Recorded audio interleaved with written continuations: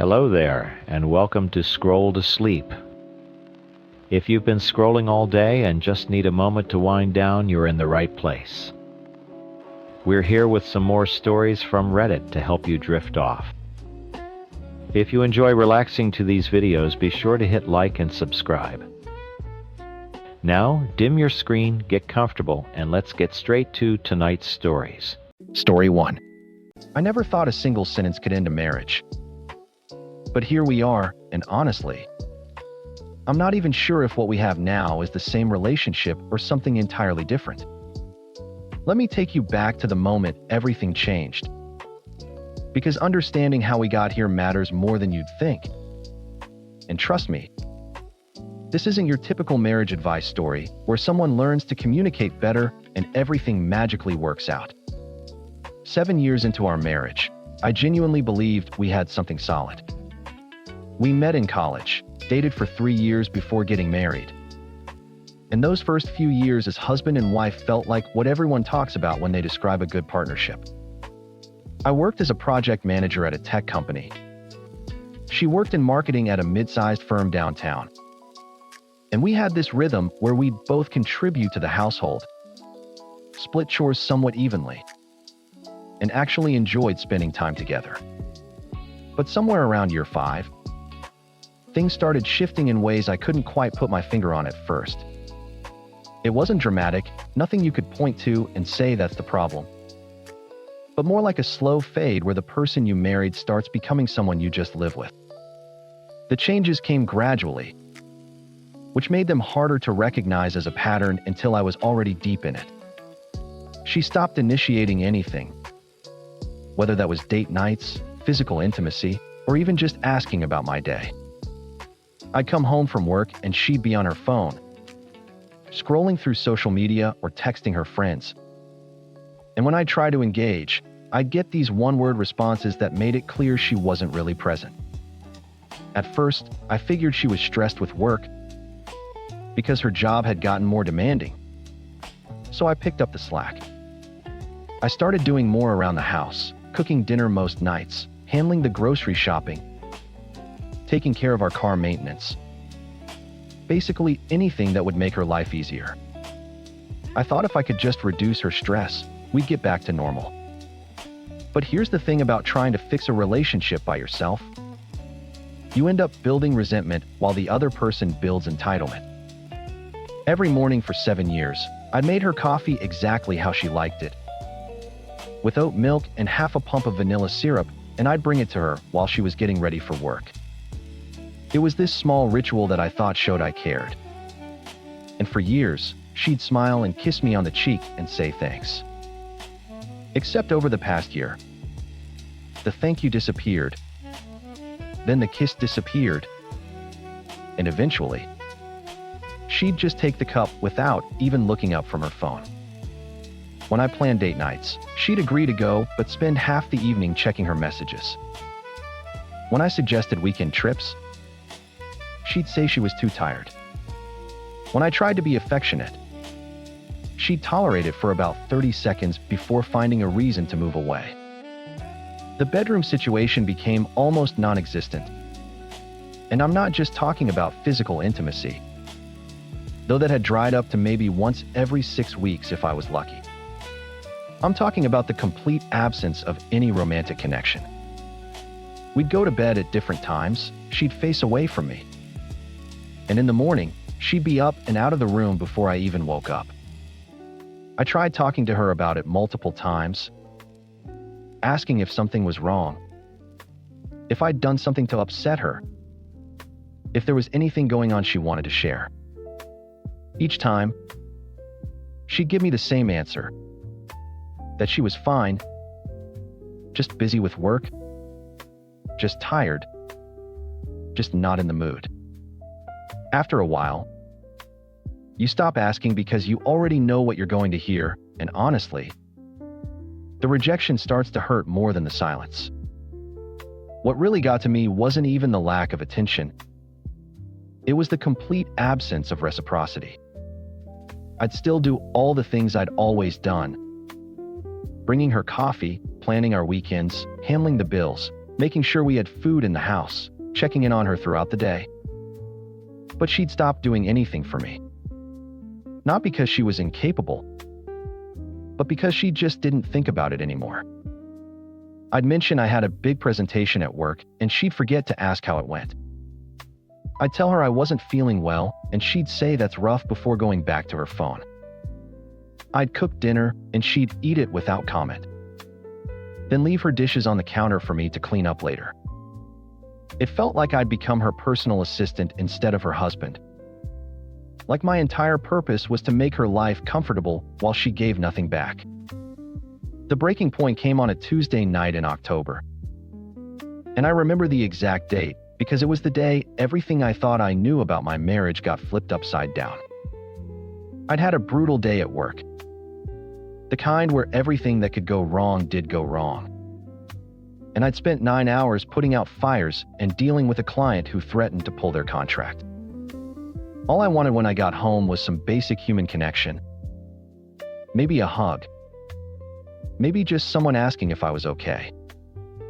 I walked through the door around 7:30, exhausted, and found her on the couch in the same position she'd probably been in since she got home an hour earlier, scrolling through her phone with the TV on in the background. I sat down next to her and tried to decompress, talking about my day, explaining what had happened with the client. And she just kept scrolling. I could see her eyes weren't even leaving her screen. She was looking at Instagram or TikTok or whatever, double tapping and swiping while I was literally pouring my heart out about a situation that was stressing me out. After about 5 minutes of talking to essentially nobody, I stopped mid-sentence and just sat there in silence, waiting to see if she'd even notice. She didn't. Another 3 minutes went by before I finally said her name. And she looked up with this annoyed expression like I'd interrupted something important. I told her I felt like a roommate instead of a husband, that we hadn't had a real conversation in weeks, that I couldn't remember the last time she'd shown any interest in my life or my feelings. I wasn't angry when I said it, just honest, just tired of pretending everything was fine when it clearly wasn't. And that's when she said the words that would change everything between us. She looked at me with this completely flat expression, no emotion, no warmth, nothing, and said, "It's not my duty to fulfill your desires. I'm not your entertainment." The way she said it, so casual, so matter of fact, like she'd been thinking it for a while and was just now bothering to tell me. It wasn't even said in anger, which somehow made it worse. It was just this cold statement of fact, like she was informing me of a policy change at work. I sat there stunned, trying to process what I'd just heard, because surely she didn't mean it the way it sounded. But when I looked at her face, waiting for her to soften it or explain what she really meant, she just went back to her phone. That's when it hit me. She absolutely meant every word. In her mind, she had zero obligation to consider my needs, my feelings, or my happiness. I was just this person who lived in the same house and occasionally bothered her with requests for basic human decency. Something shifted in me right then. Not anger exactly, but this crystal clear understanding that I'd been playing a game where only I knew the rules. I'd been operating under the assumption that marriage meant partnership, that we were supposed to care about each other's well-being, that making your spouse happy was something you did because you love them. But she'd just told me, in the most direct way possible, that none of that applied to her. She didn't owe me anything. Not her time, not her attention, not her affection, nothing. So I decided right there, sitting on that couch while she scrolled through her phone, that if those were the rules she wanted to play by, then those were the rules we'd both play by. If it wasn't her duty to fulfill my desires, then it sure as hell wasn't my duty to fulfill hers. If she didn't owe me her attention, I didn't owe her mine. If she wasn't my entertainment, I wasn't her servant. Fair is fair, right? The next morning, I didn't make her coffee. For the first time in 7 years, I made myself a cup, drank it, and left for work without bringing her anything. When I got home that evening, I didn't ask about her day, didn't cook dinner for both of us, just made myself a sandwich and ate it while reading on my phone. She looked confused, kept glancing at me like she was waiting for me to snap out of it and return to normal. But I just treated her exactly how she'd been treating me. And honestly, for the first time in months, I felt like I could breathe. What my wife didn't understand when she told me it wasn't her duty to fulfill my desires was that I'd been running our entire household on the assumption that we were a team. And the moment she declared we weren't, everything I'd been doing for her became optional. The first week of living by her rules was almost liberating in a weird way. Like I'd been carrying this massive weight for years, and suddenly someone told me I could just put it down. No more trying to guess what she needed. No more planning things she wouldn't appreciate anyway. No more bending over backward for someone who wouldn't even look up from her phone to acknowledge I existed. She noticed the coffee thing first, obviously, because that had been such a consistent part of her morning routine that its absence was immediate. The first day without it. She came into the kitchen while I was finishing mine and just stood there, clearly waiting for me to offer to make her one. I rinsed my cup, grabbed my keys, and told her I was heading to work. She asked if I forgot something, and I said no. I had everything I needed. The look on her face was priceless. This mix of confusion and disbelief. Like surely I'd just made an honest mistake and would fix it tomorrow. But tomorrow came and went. And so did the next day and the day after that. And each morning, I made exactly 1 cup of coffee. The meals were next to go. I'd been cooking dinner probably 5 nights a week. Usually something she liked. Always making enough for both of us, and then cleaning up afterward while she went back to whatever she was doing. Now I made food for myself, portioned for 1 person, and ate it whenever I felt like it. Sometimes I'd cook at 6, sometimes at 8. Didn't matter because I wasn't coordinating with anyone else's schedule. She'd come home expecting dinner to be ready, or at least in progress. And instead, she'd find me eating or already done, with no extra portions waiting. The first few times, she'd ask what we were having, and I'd tell her what I had, past tense, and she'd just stand there processing that I wasn't including her in my plans anymore. After about 10 days of this, she started trying to communicate that she needed things, but in this indirect way where she wouldn't actually ask. Just make comments that were clearly meant to prompt me into action. She'd mention she was hungry, or say the house was getting messy, or complain that we hadn't done anything fun in a while. All these little hints that used to make me jump up and solve whatever problem she was implying existed. Except now, I'd just acknowledge what she said and move on. She'd say she was hungry. I'd say that's rough. You should eat something. She'd say the living room needed vacuuming. I'd agree and keep doing whatever I was doing. She'd mention being bored. I'd suggest she find something to do. The really interesting part was watching her try to figure out what was happening. She'd get frustrated and ask why I wasn't doing things I normally did.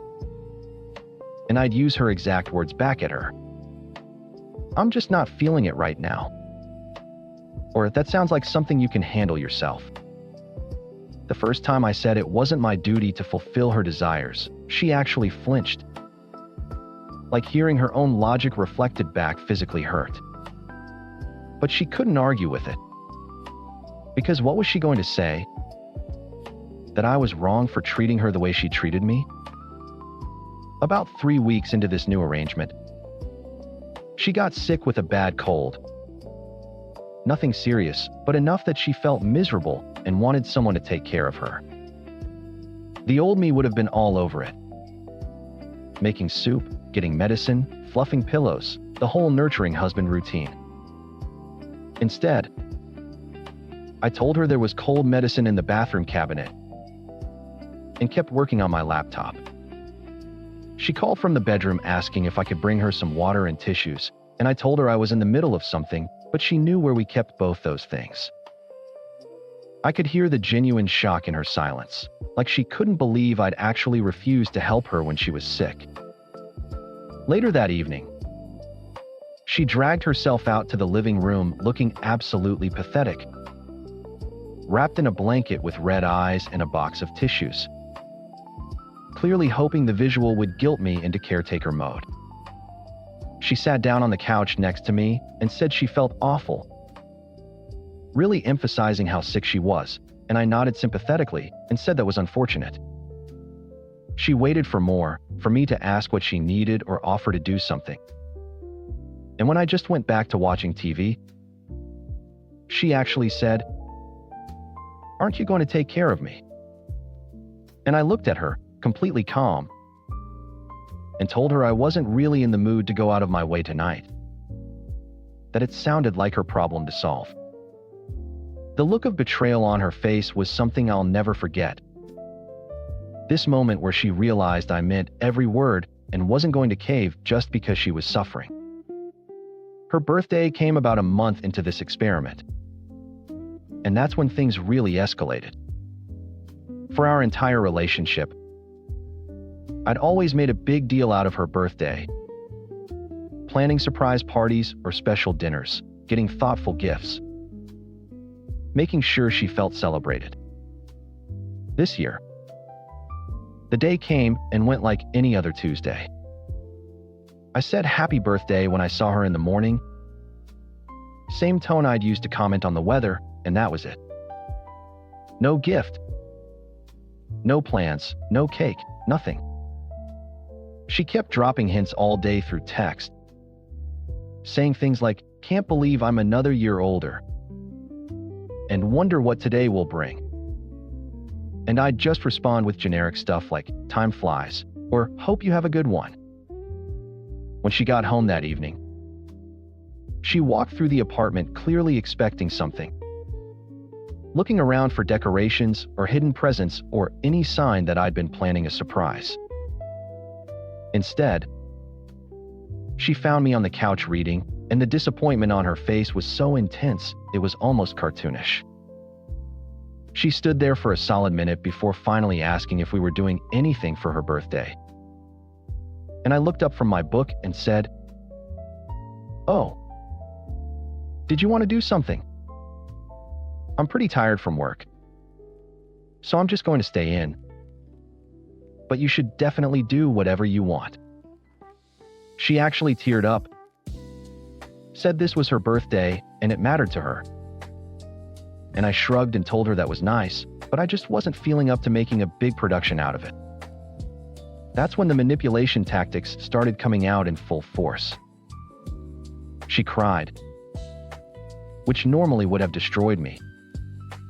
But I cried plenty of times over the past year when she ignored my needs, and it hadn't moved her at all.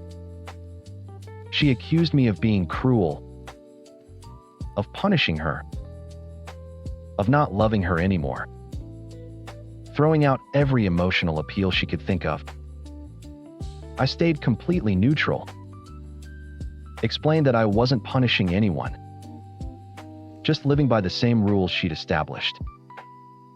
If her needs and desires weren't my responsibility, then mine weren't hers, and that was apparently how she wanted our marriage to work. When the emotional manipulation didn't work, she tried to bring in reinforcements. Her sister came over for what was clearly a planned intervention, cornering me in my own living room to explain how I was being unreasonable and hurtful.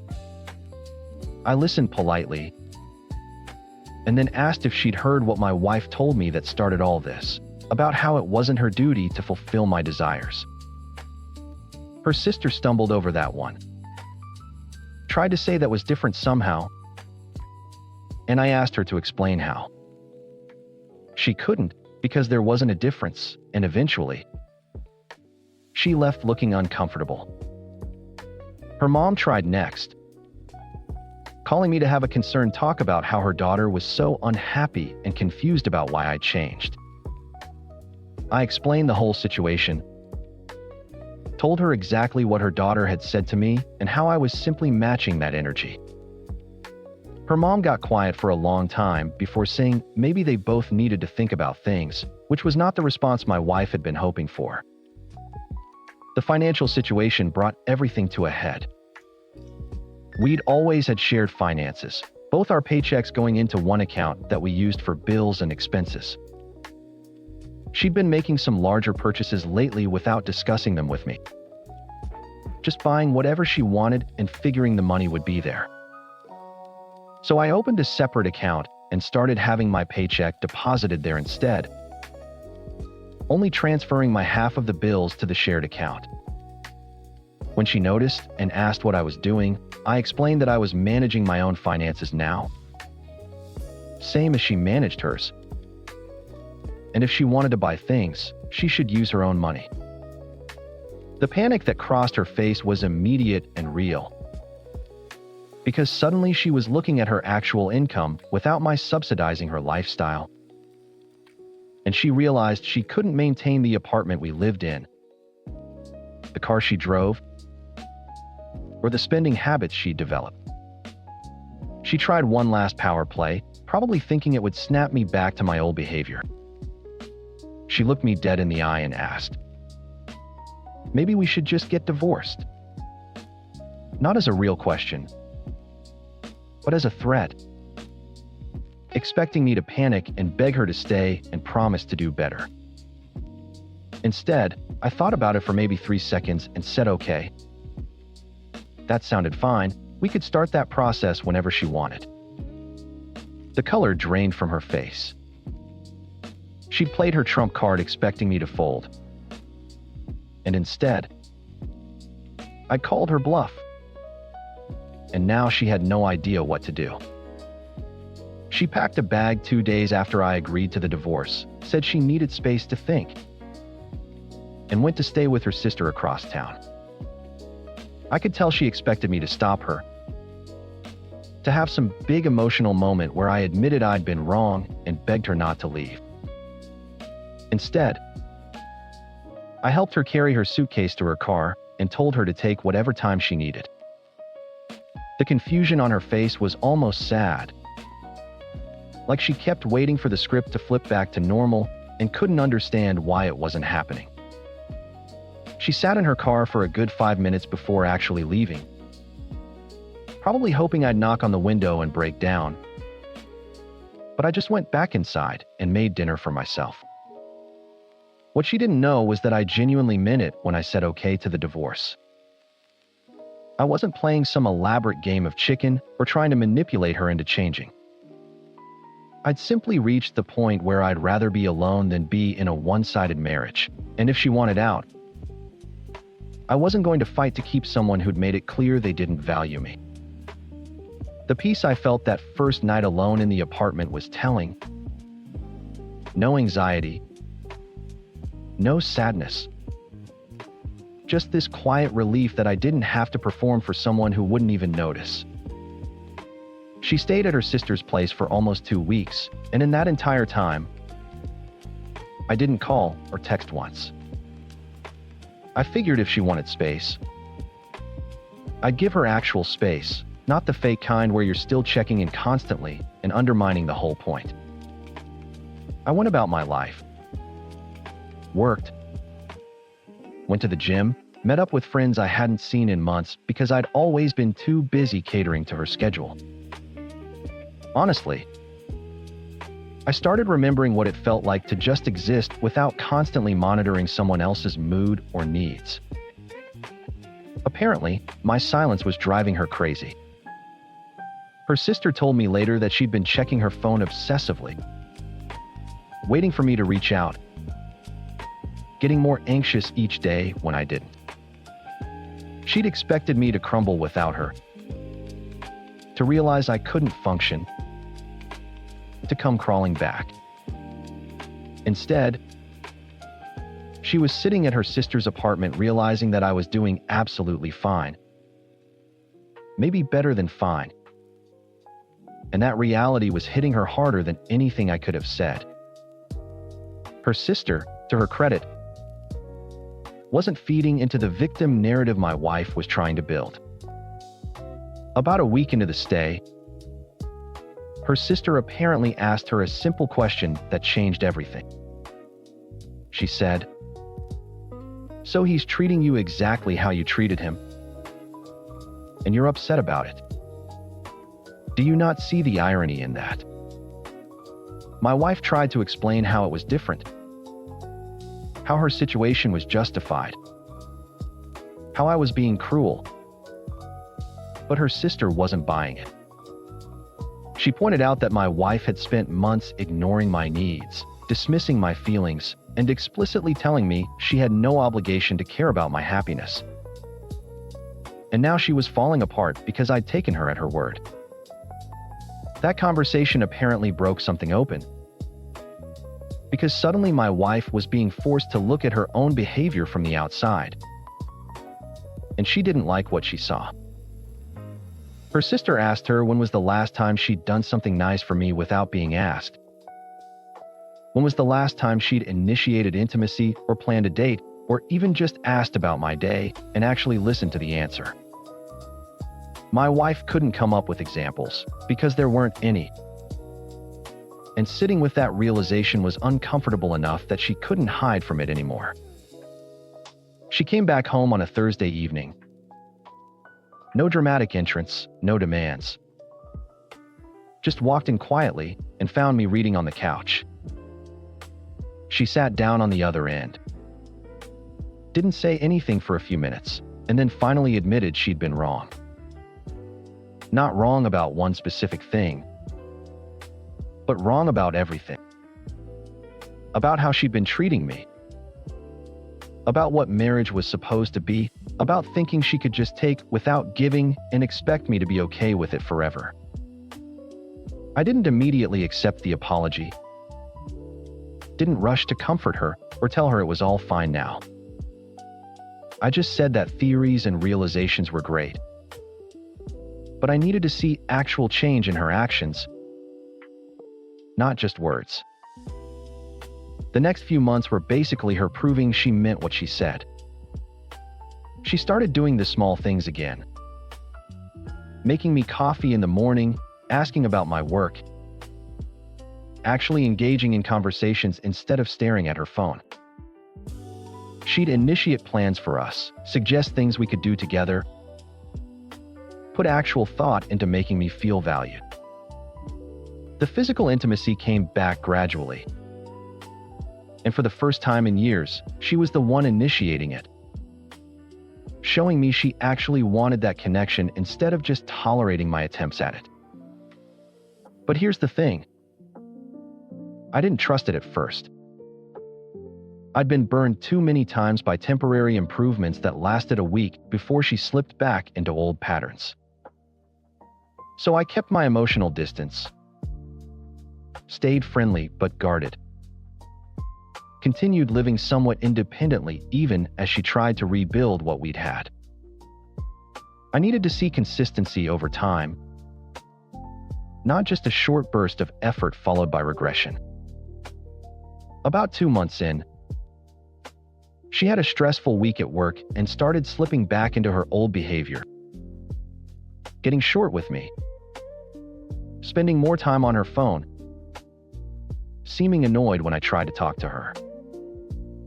The old me would have absorbed it, made excuses for her, kept trying harder to make her happy. Instead, I immediately mirrored it back, became less available, stopped doing the extra things I'd started doing again. She noticed within 2 days, and instead of getting defensive or pretending nothing was wrong, she actually caught herself, apologized, and explained she'd been letting work stress affect how she treated me. That moment was huge. Not because she'd been perfect, but because she'd recognized her own backsliding without me having to point it out, and she'd corrected it immediately. It showed me she was actually paying attention to her behavior and cared about fixing it, rather than just going through the motions until I forgave her and things went back to how they were before. We had a long conversation about 6 months after she came back, really laying out what we both needed from the marriage and what we were willing to give. I told her I wasn't interested in going back to being her servant, that I needed an actual partner who contributed equally to our relationship, emotionally and practically. She agreed, said she understood now what she'd been doing wrong, how she'd taken me completely for granted and expected me to just accept being treated like hired help instead of a husband. We set some actual ground rules, stuff we probably should have talked about years ago, but had just assumed we were on the same page about. Things like making sure we both initiated quality time together, that we'd check in with each other about big purchases or decisions, that we'd actually communicate when something was bothering us instead of going cold and expecting the other person to read our minds. Basic partnership stuff that somehow we'd lost sight of. The relationship we have now is different from what we had before, and honestly, that's a good thing. The old version was me killing myself to make her happy while she gave nothing back, which was never sustainable. Now we both put in effort. We both consider each other's needs. We both actually seem to enjoy being around each other. She tells me regularly that she's grateful I didn't just cave when she left, that if I'd gone back to the old pattern, she never would have learned anything, and we'd have ended up divorced anyway within a year or two. Looking back, the whole situation taught me something important about relationships and self-respect. When someone tells you that your happiness isn't their responsibility, believe them, and then act accordingly. Don't kill yourself trying to make someone care who's already told you they won't. My wife needed to see what a marriage looked like when I stopped carrying everything on my own. Needed to feel the absence of all the things she'd been taking for granted before she could understand what she'd been doing wrong. Some people might say I was petty or immature, that I should have just communicated better from the start. But here's the thing. I tried that. I tried talking, tried explaining how I felt, tried asking for what I needed. She ignored all of it until I stopped talking and started showing her instead.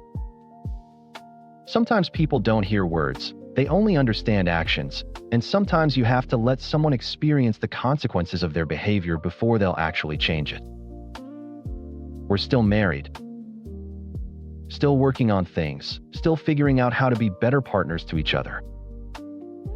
It's not perfect, probably never will be, but it's real now in a way it wasn't before.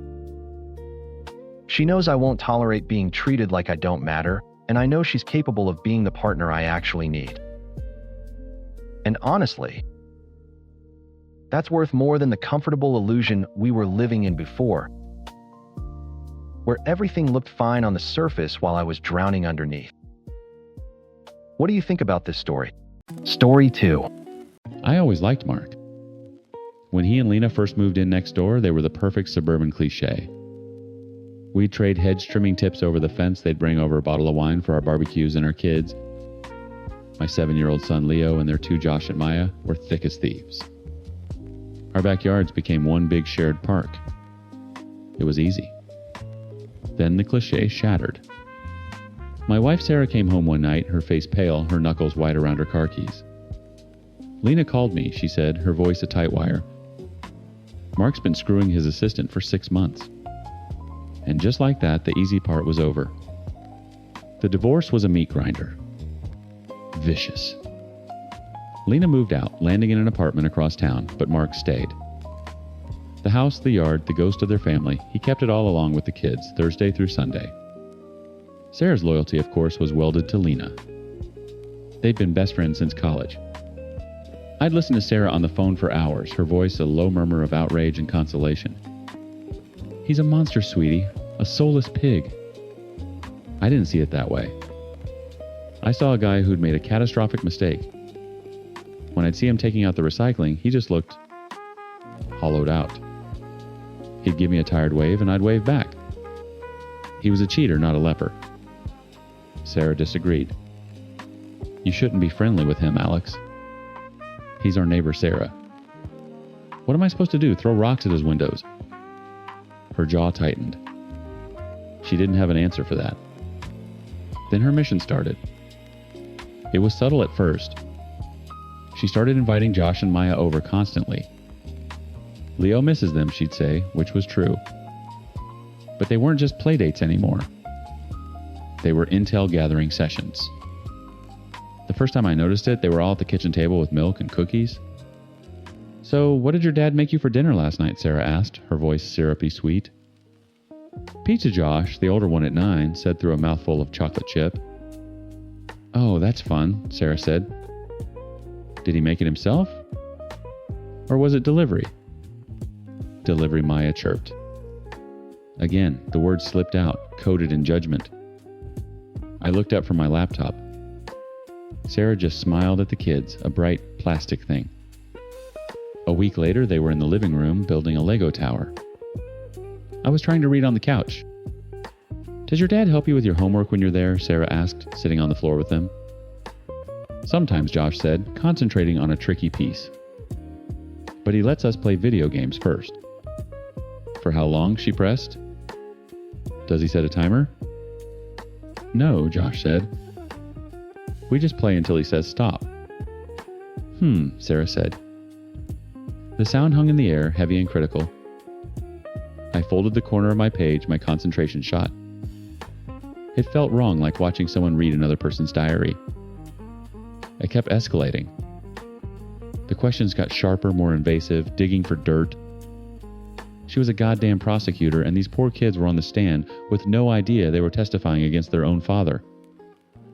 Is the house clean when you get there? Does your dad ever yell? Does he have friends over? After you go to bed? I tried to push back gently. Honey, maybe we should let them just play, I said one afternoon, trying to sound casual. They don't need a 20-question session every time they come over. She shot me a look that could curdle milk. I'm just making conversation, Alex. I'm trying to make sure they're okay. Lena is worried sick. They seem fine, I said. They have a dad who loves them. He's a liar and a cheat, she hissed, keeping her voice low so the kids wouldn't hear. That's what he is. The final straw, the moment the whole ugly thing cracked wide open, was a Friday night. Sarah had invited Josh and Maya for a movie night with Leo. Mark was supposed to pick them up at 9. We were all on the floor with bowls of popcorn watching some animated movie about a heroic space hamster. It was a normal, happy scene. The kids were laughing, Leo was spilling popcorn everywhere, and for a minute I let myself forget. I thought maybe Sarah had finally backed off. I was an idiot. Halfway through the movie, during a quiet part, Sarah paused the TV. The sudden silence was jarring. The kids looked at her, their faces illuminated by the blue glow of the screen. Hey guys, she said, her voice so unnervingly calm. I have a question for you, and I want you to be really honest. Josh and Maya nodded, their eyes wide. I felt a cold knot form in my stomach. I just knew this was it. Do you have more fun when you're here with Leo and me? She started, then turned her head slightly. Or when you're at your dad's house? She paused, letting the question sink in. Then she delivered the killing blow. Who do you like spending time with more? Me and your mom or your dad? The air went out of the room. Josh's face crumpled in confusion. Maya looked like she was about to cry. They were just kids being asked to choose a side in a war they didn't even understand. My son Leo just looked back and forth between them, sensing the sudden, awful tension. I moved before I even thought. I snatched the remote from her hand and hit play. The space hamster was back on screen, squeaking about galactic justice. The noise was a welcome shield. "Okay, who wants more popcorn?" I said, my voice unnaturally loud and cheerful. I stood up, grabbing the empty bowls, not looking at my wife. "Let's get a refill." I herded a confused Leo and a shell-shocked Josh and Maya into the kitchen. I didn't say a word to Sarah. I didn't have to. The look on my face must have been enough. I busied myself at the counter, my back to the living room, my hands shaking as I scooped out more popcorn. I could feel her eyes burning into my spine. When Mark's headlights cut across the front window at 9 o'clock sharp, I practically threw the kids' coats at them. "Did you guys have a good time?" Mark asked from the doorway, giving me a small, appreciative smile. "They were great," I said, forcing a grin that felt like cracking plaster. I hugged Josh and Maya, holding them for an extra second. "See you guys soon." I shut the door behind them. The deadbolt slid home with a heavy thunk times that echoed in the sudden suffocating silence of the house. Leo had already gone upstairs to his room. It was just the two of us. I turned around slowly. Sarah was standing in the archway to the living room, her arms crossed, her jaw set. The soft, concerned mask she wore for the children was gone. All that was left was cold, stubborn defiance. The opening bell for a fight I never wanted had just rung. What the hell was that? The words were out before I'd even fully turned to face her. My voice was low tight. What was what she shot back her face? A mask of indignation. I was just talking to the kids. That wasn't talking, Sarah. That was a deposition. You put two children on a witness stand in their own damn living room and asked them to choose between their parents. Her arms tightened across her chest. I was worried about them. Bullshit. You weren't worried you were fishing. You've been fishing for weeks. I took a step closer, my anger finally boiling over. The pizza, the homework, the video games, all of it. You've been running a covert Alexander out of our kitchen. For Lena. The mention of her friend's name cracked the facade. Her defiant glare faltered. Lena is my best friend. She's going through hell. She asked me to keep an eye out, that's all. Keep an eye out for what? For proof that Mark is a monster? I threw my hands up in disgust. He's not a monster, Sarah. He's a guy who works 50 hours a week, and on his nights off, he orders his kids pizza and lets them play video games. My God, call the Hague. He cheated on her, she screamed the whisper fight over. He broke his vows and blew up his family. He doesn't deserve to have it easy. This isn't about him having it easy. It's about his kids. They're not ammunition for Lena's custody battle, and we are not her goddamn spies. I was pacing now the quiet house, feeling like a pressure cooker. Being a shitty husband doesn't automatically make him a shitty father. You, of all people, should know that's a line you don't cross. I'm helping her protect them, she insisted, her voice trembling with righteous fury. She needs to build a case. He has more money, better lawyers. She needs anything she can get to show he's an unstable influence. An unstable influence, I stopped, incredulous. By ordering Domino's, you're not helping her, Sarah. You're her pawn. She's using you to hurt him, and she's using his own children to do it. And you're letting her right here in our house. You've always taken his side, she spat, her eyes welling with tears of frustration. From the very beginning. There are no sides, there are just two kids who are being emotionally manipulated by the adults who are supposed to protect them, and tonight you were one of them. The accusation hung in the air between us, ugly and undeniable. She stared at me, her mouth a thin, hard line.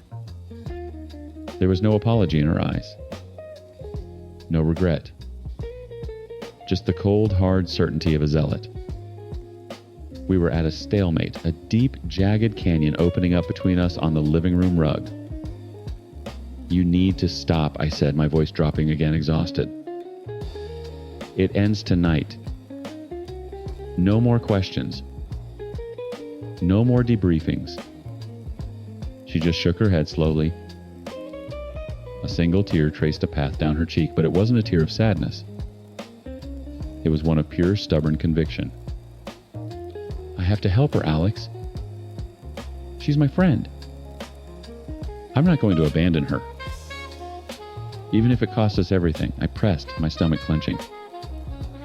Have you thought this through? This is called parental alienation, Sarah. It's a legal term. What do you think happens when Mark finds out his kids are being interrogated every time they come over? He'll stop letting them come. He'll tell Josh and Maya they can't play with Leo anymore.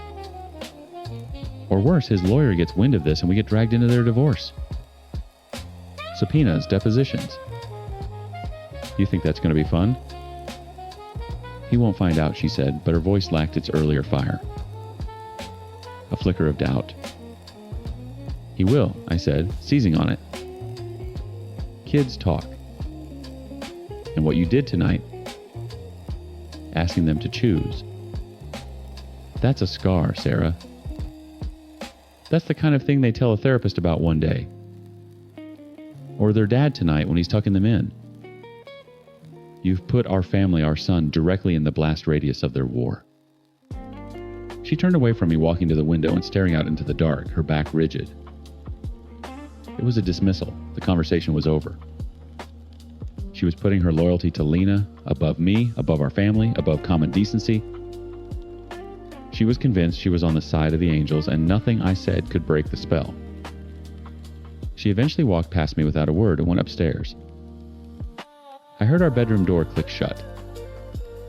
I stood alone in the silent house, the remnants of popcorn and a cheerful kids' movie mocking me from the TV screen. The rage had cooled, leaving behind a cold, heavy residue. She wasn't going to stop. She was going to be more careful, more subtle, but she wasn't going to stop. And in that moment, I knew I couldn't change her mind. So I had to go around her. I looked out the same window she had across the manicured lawn to Mark's house. A single light was on in the kitchen. He was probably cleaning up, getting the kids' backpacks ready for Monday. Being a father. My loyalty wasn't to Lena's Scorched Earth campaign. It wasn't even to Mark. It was to those kids. And it was to protecting my own family from the shrapnel that was about to fly. Sarah had made her choice, siding with the war. I was siding with the peace. Even if I had to blow up our own. I walked to the front door, slipping on the shoes I'd kicked off hours earlier. The air outside was cool and clean. I didn't hesitate. I walked down our porch steps across the damp grass that separated our two little kingdoms and straight up Mark's driveway. The light in his kitchen window cast a warm, lonely square onto the lawn. I could see his silhouette moving inside. I took a deep breath, my heart pounding, a heavy, determined rhythm against my ribs. Then I raised my hand and knocked on his door. Story 3. We'd been together 4 years, ever since we matched on an app during the tail end of the pandemic. I was 35. She was 32. I worked in software project management. She was a marketing director for a mid-sized fashion brand. We had separate places still, but I'd been spending more nights at hers than mine for the past year. I even had a shelf in her bathroom and a corner of her closet. I was thinking about ring shopping. Nothing flashy, just something classic that suited her. I'd already asked her best friend for subtle advice on cut and size. The condo was on the 3rd floor of a newer building in the Arts District. You step out of the elevator, turn left, and her door is at the end of the hall. I could hear voices as I approached. Emily's laugh, then her mom's voice filtering through the cracked door. She'd mentioned her mom was coming over for a quick glass of wine before heading to a book club thing. I paused outside, not wanting to interrupt, but the hallway carpet muffled everything. So I shifted the boxes and nudged the door open quietly. Her mom, Diane, was saying, "Sweetheart, for years is a long time. Don't you think it's time to nudge him a little?" Emily sighed the way she did when she was tired. Mom, please. We've talked about this. I'm only saying, he's reliable, he has a good job, he's kind to you. Most women would be thrilled. There was a pause, and I heard the clink of wine glasses. He's all those things, Emily said, her voice softer now. But I'm not sure I'm ready to lock it in forever. What if there's someone who excites me more? Someone who really lights that spark? Alex is comfortable, safe. I love him, but sometimes I wonder if I'm settling because it's easy. My stomach dropped.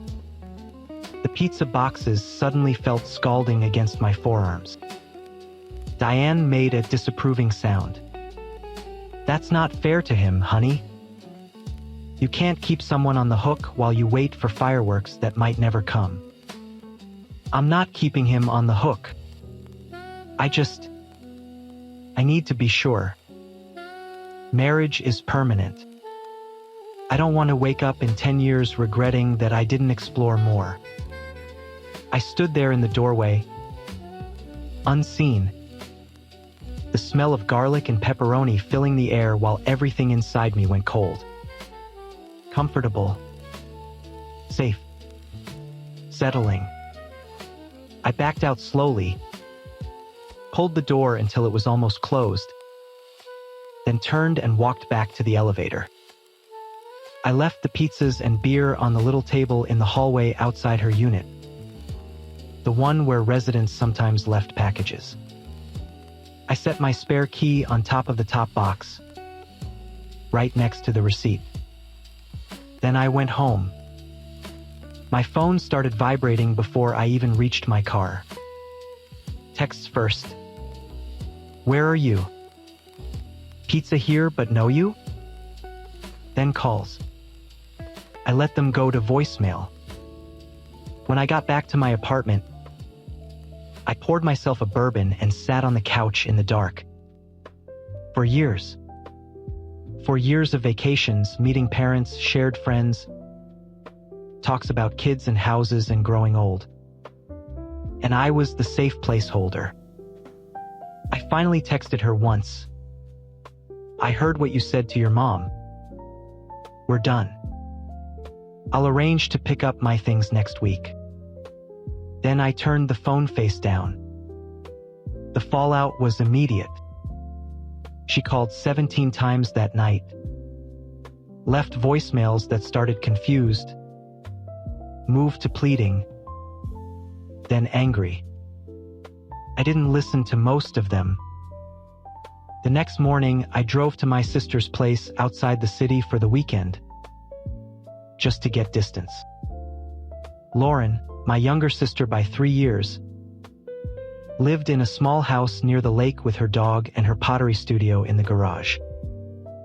She was 32, single, ran her own online ceramics shop, and had always gotten along with Emily whenever they'd met at holidays.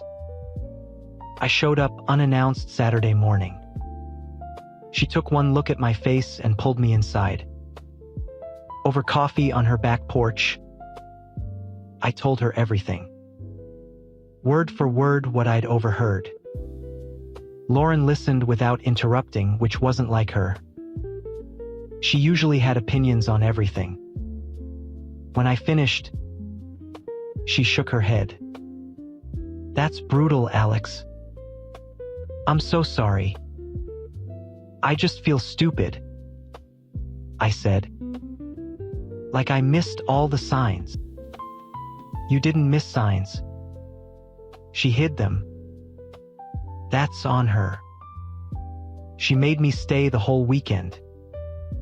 We hiked the trails around the lake, threw sticks for her dog, and grilled steaks Saturday night.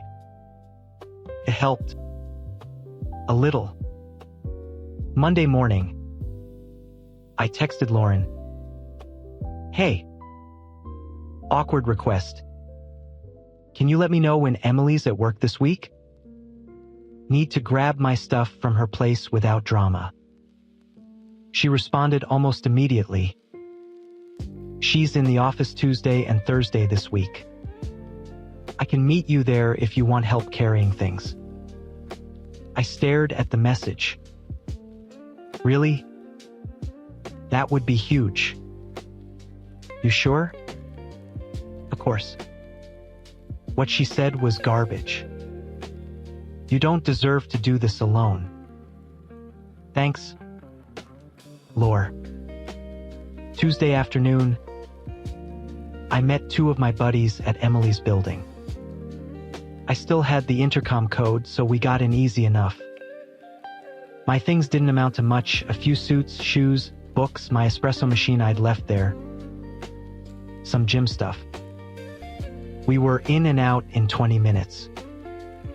As we carried the last box to the elevator, the door to the condo opened and Lauren stepped out.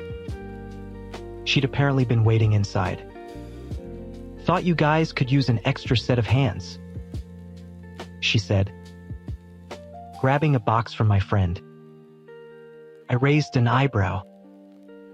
You were already here? I let myself in this morning after she left. Wanted to make sure nothing got weird. My buddies gave me knowing looks but said nothing. We loaded my car. They headed off, and Lauren suggested we grab burgers at the diner nearby. I hesitated, but I was starving and still numb. Why not? We sat in a booth by the window. At first we talked about everything except Emily, her latest pottery series inspired by lake stones, my project's upcoming deadline, the dog she'd been thinking of adopting a friend for. Conversation flowed easier than I expected. Lauren had always been the more laid-back sibling growing up. She'd moved away for college, built her own life, and we'd stayed close but not inseparable. After we finished eating, she asked if I'd want to come out to the lake again that weekend. Some friends were doing a bonfire Saturday night. I could use the company, she said. And you could use the distraction. I agreed. That bonfire turned into more weekend visits. Then weekday dinners when she'd come into the city for supply runs. We'd cook together at my place or hers, watch old movies, go for long runs around the lake. It wasn't planned. It just happened. I kept waiting for it to feel strange. She was my ex's future sister-in-law in another life, but it never did. Lauren was different from Emily in every way that suddenly mattered. Direct where Emily could be evasive.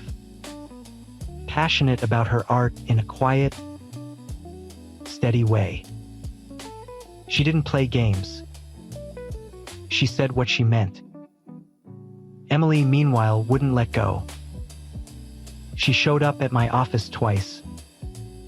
Security escorted her out the second time. Sent long emails about how she'd been scared, how her mom pressured her, how she didn't mean it the way it sounded. I didn't reply. One night in early spring, about 4 months after the breakup, Lauren and I were sitting on her dock after a long day of her teaching me how to throw pots on the wheel. I'd made one very lopsided bowl. The sun was setting over the water, and the air smelled like pine. I looked over at her, clay still under my fingernails, and realized I wasn't thinking of her as my ex's almost sister-in-law anymore. She was just Lauren, the woman who dropped everything to help me move out, who made me laugh when I hadn't in months, who looked at life like it was something to shape with your own hands. "You okay?" she asked, nudging my shoulder.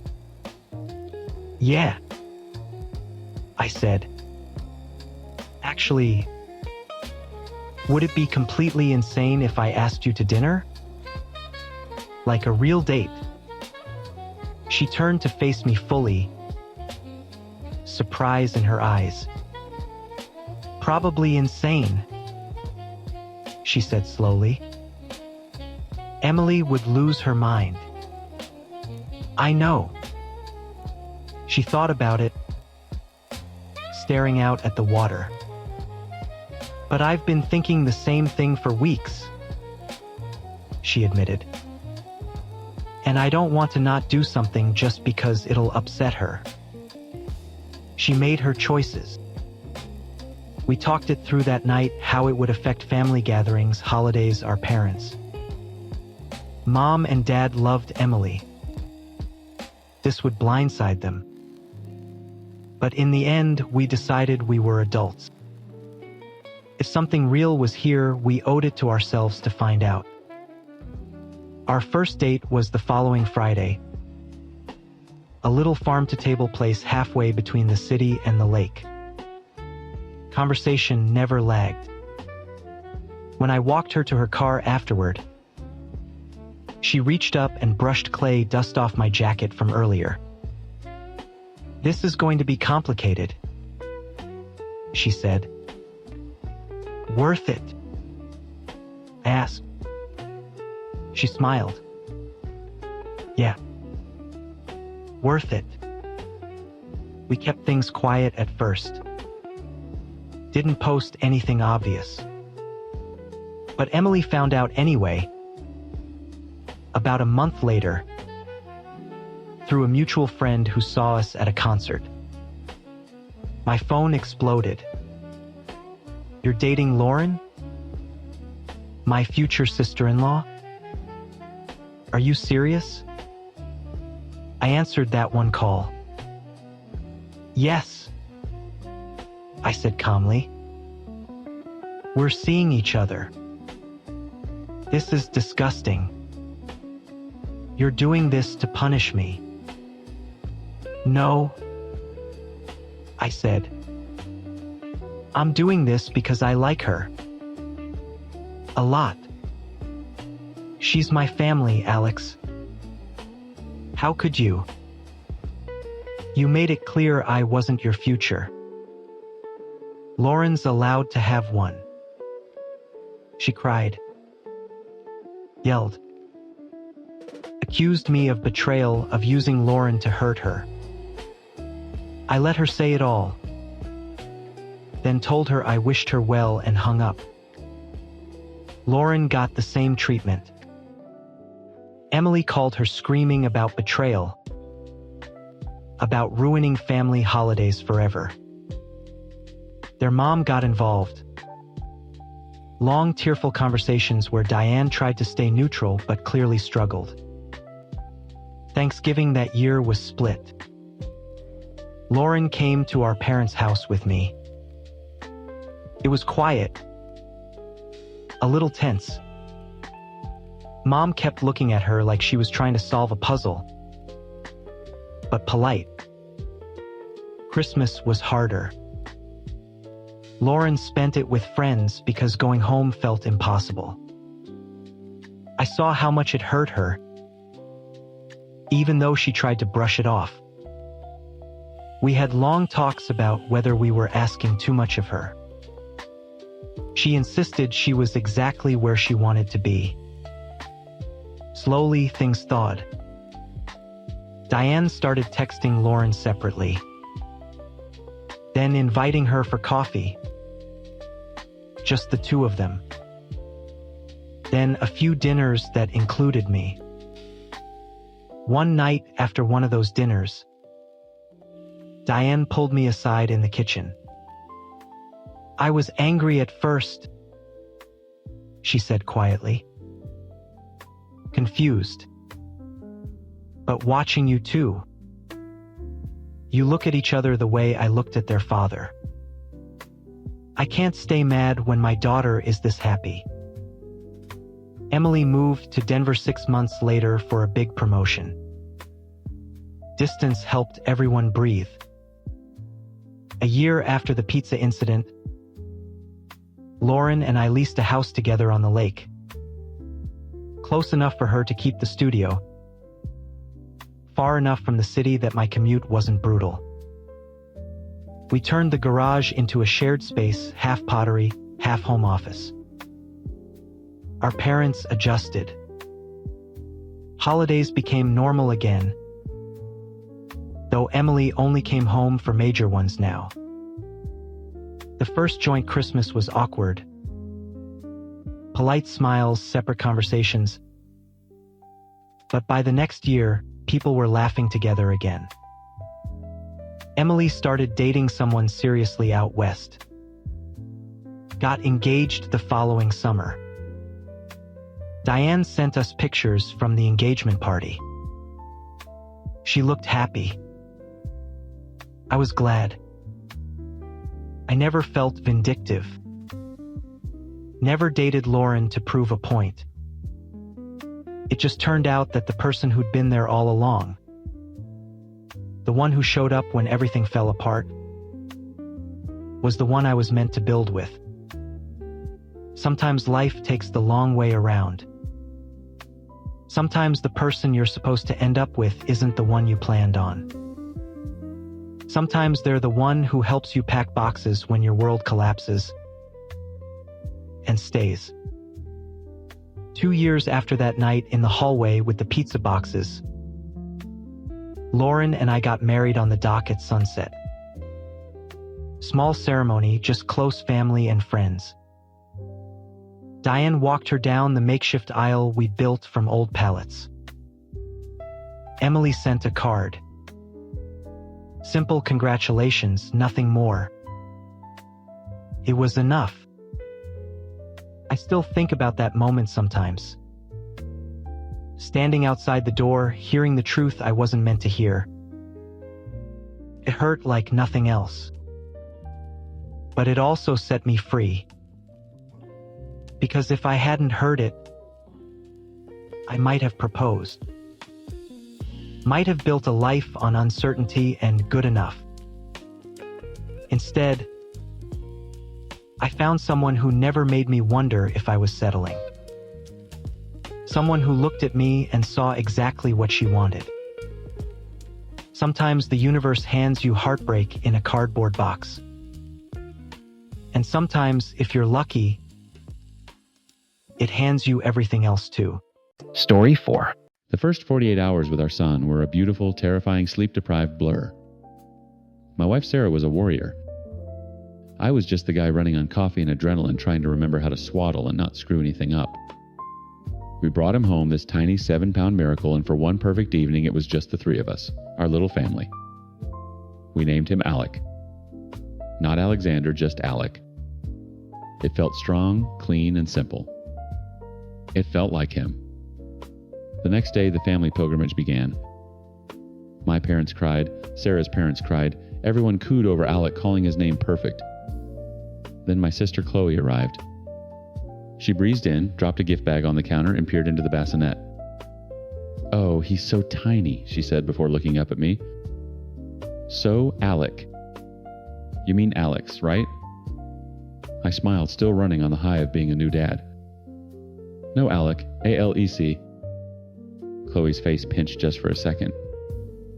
It was a look I knew well, the one she got right before offering an opinion nobody asked for. "Oh," she said, the single syllable loaded with judgment. "Okay. Well, you know, everyone is just going to call him Alex anyway. You probably should have just gone with that." Sarah, who was sitting on the couch nursing a cup of tea, shifted uncomfortably. "We liked Alex," she said, her voice quiet. "It's the name we chose, Chloe," I added, trying to sound breezy and final. Chloe just shrugged and changed the subject to the hideous diaper bag she'd bought us. But the damage was done. A tiny crack had appeared in our perfect little bubble. For the next few days, Chloe was cold. Her texts were one-word answers. She ignored a picture I sent of Alec in his first bath. It was classic Chloe sulking. I'd seen it a million times ever since we were kids, and I got the video game console she wanted for Christmas. I figured she'd get over it. It was a stupid thing to be weird about. I was wrong. A week after Alec was born, she called me while I was rocking him to sleep. Sarah was in the shower, her first real break of the day. "Hey, what's up?" I whispered, pacing the nursery. "I need to talk to you about the baby's name," she said, no preamble. My spine stiffened. "Chloe, we're not having this conversation again." "No, you need to listen," she insisted, her voice gaining an urgent, almost frantic edge. "I've been thinking about it nonstop. It's just a dumb name, Connor. I'm sorry, but it is. It sounds incomplete, like you got halfway through Alex and gave up. He's going to have to correct people his entire life." I stopped pacing. Alex stirred in my arms and I started rocking again, my movements jerky with anger. "It's our son. We chose it. It's done." "But it's not," she said, her voice rising. "It's a mistake. A stupid, trendy mistake, and you shouldn't have chosen it. I'm just trying to save you from future embarrassment." I heard the bathroom door creak open down the hall. "Sarah?" "Chloe, I'm hanging up now," I said through gritted teeth. "I'm just saying what everyone else is too polite to say." I ended the call and shoved my phone in my pocket, my hand trembling. I walked out of the nursery to see Sarah standing in the hallway wrapped in a towel, her face pale. She'd heard. I saw it in her eyes, that flicker of doubt, that fresh wave of anxiety that was already consuming her. The postpartum anxiety had hit Sarah like a truck. She was barely sleeping, even when Alec was. She worried about everything, if he was warm enough, if he was eating enough, if she was holding him right. She was fragile, second-guessing every single instinct. And now my sister had just lobbed a grenade into her fragile confidence, basically telling her she'd failed at the very first task of motherhood, naming her child. "Don't listen to her," I said, my voice softer than I felt. "She's being ridiculous." Sarah just nodded, not meeting my eyes, and disappeared into our bedroom. I knew she wouldn't just brush it off. It would sit there and fester, another thing for her anxious mind to latch onto. For 2 days, there was silence. I didn't reach out to Chloe, and she didn't reach out to me. I was hoping, praying she'd finally dropped it. I focused on Sarah, trying to rebuild the confidence Chloe had shattered. I kept telling her how much I loved the name Alec, how perfect it was, how perfect times he times was. She would smile, but it never quite reached her eyes. Then this afternoon, my phone buzzed. I was sitting on the floor trying to assemble a baby swing that looked like it required an engineering degree. Sarah was on the couch with Alex sleeping on her chest, a rare moment of peace. I glanced at the screen. It was a text from Chloe. My stomach dropped. My hands were shaking as I opened it. It wasn't an apology. It was an ultimatum. Asterisk, asterisk, I've spoken to Mom and Dad, and they agree with me. This isn't just my opinion anymore, it's a family opinion. You need to take it on board and change the name. If you won't do that, you at least need to go correct the spelling on the birth certificate to Alex. It's not too late to fix this. Asterisk, asterisk. I stared at the glowing screen, the words burning into my retinas. Asterisk, correct the spelling. Fix this. Asterisk. My thumb hovered over the keyboard, shaking with a rage so pure and cold it felt like ice water flooding my chest. Beside me, Sarah stirred. Alec was still asleep on her, his tiny chest rising and falling in a rhythm of perfect peace. A peace my sister seemed hell-bent on destroying. "What is it?" Sarah whispered, her eyes tracking the rigid line of my jaw. I didn't say a word. I just turned the phone and let her read it. I watched her face crumble. It wasn't loud or dramatic. It was a quiet, devastating collapse. The light in her eyes just went out. Her shoulders slumped, and she pulled Alec a little closer, as if to shield him from the words on the screen. That was it. That was the last straw. I stood up carefully, placing the half-assembled baby swing parts on the floor, and walked into the kitchen. I hit Chloe's contact and put the phone to my ear. She answered on the second ring, her voice smug. "Did you get my text? I think it's for the bee." Listen to me very carefully. I cut her off, my voice dangerously low. You will not contact me or Sarah about this again. Not by text, not by phone, not by carrier pigeon. Do you understand? There was a stunned silence. Excuse me, I was just... No, I snapped the word like a gunshot in the quiet house. You don't get to just anything. Your opinion on my son's name is useless. It is worthless. It means absolutely nothing to me, and even less to Sarah. The only thing it's doing is causing pain to a new mother who is already going through hell, and I will not allow it. How dare you, she shrieked, her voice cracking with indignation. I'm just sharing a family opinion. Mom and Dad agree with me. I don't care if the Pope himself agrees with you, I retorted, my voice rising. This is not a family opinion situation. This is my son, my wife, my family. There are some topics that are completely off limits. And this is the biggest one. You have crossed a line you can't even see anymore, Chloe. You're being a bully, Connor. I'm your sister. Then act like it, I was yelling, now pacing the kitchen tiles like a caged animal. A sister would have brought a casserole and told my wife she was doing a great job. A sister would have held her nephew and said his name was perfect because times he times is perfect. You have done nothing but try to tear down the first real decision we've made as parents. So we're done. This conversation is over permanently. I hung up before she could say another word. My heart was hammering against my ribs. I leaned against the counter, breathing heavily, the silence of the house pressing in on me. When I walked back into the living room, Sarah was looking at me, tears silently streaming down her cheeks. You didn't have to do that, she whispered, her voice thick. Yes, I said, my own voice shaking. I really did. The fallout was faster and more brutal than I could have imagined. 2 hours later, while I was finally wrestling the last screw into the baby swing, my mom called. Connor, what on earth did you say to your sister? She is absolutely beside herself. I didn't even try to soften it. I told her to leave us alone. She said you called her opinion useless and screamed at her. My dad's voice chimed in from a speakerphone. She was just trying to help, son. We all think Alec is a bit unconventional. Alex is just a stronger name. I felt a fresh wave of fury so potent it made me dizzy. Unconventional. It's a name. It's not like we named him Xylophone. And she wasn't helping, she was demanding. She sent Sarah a text telling us to go change the birth certificate. After I already told her to stop. Well, her delivery might have been a bit off, my mother conceded, but her heart was in the right place. You were far too harsh, Connor. She's your family. You owe her an apology. I laughed. It was a hollow, ugly sound.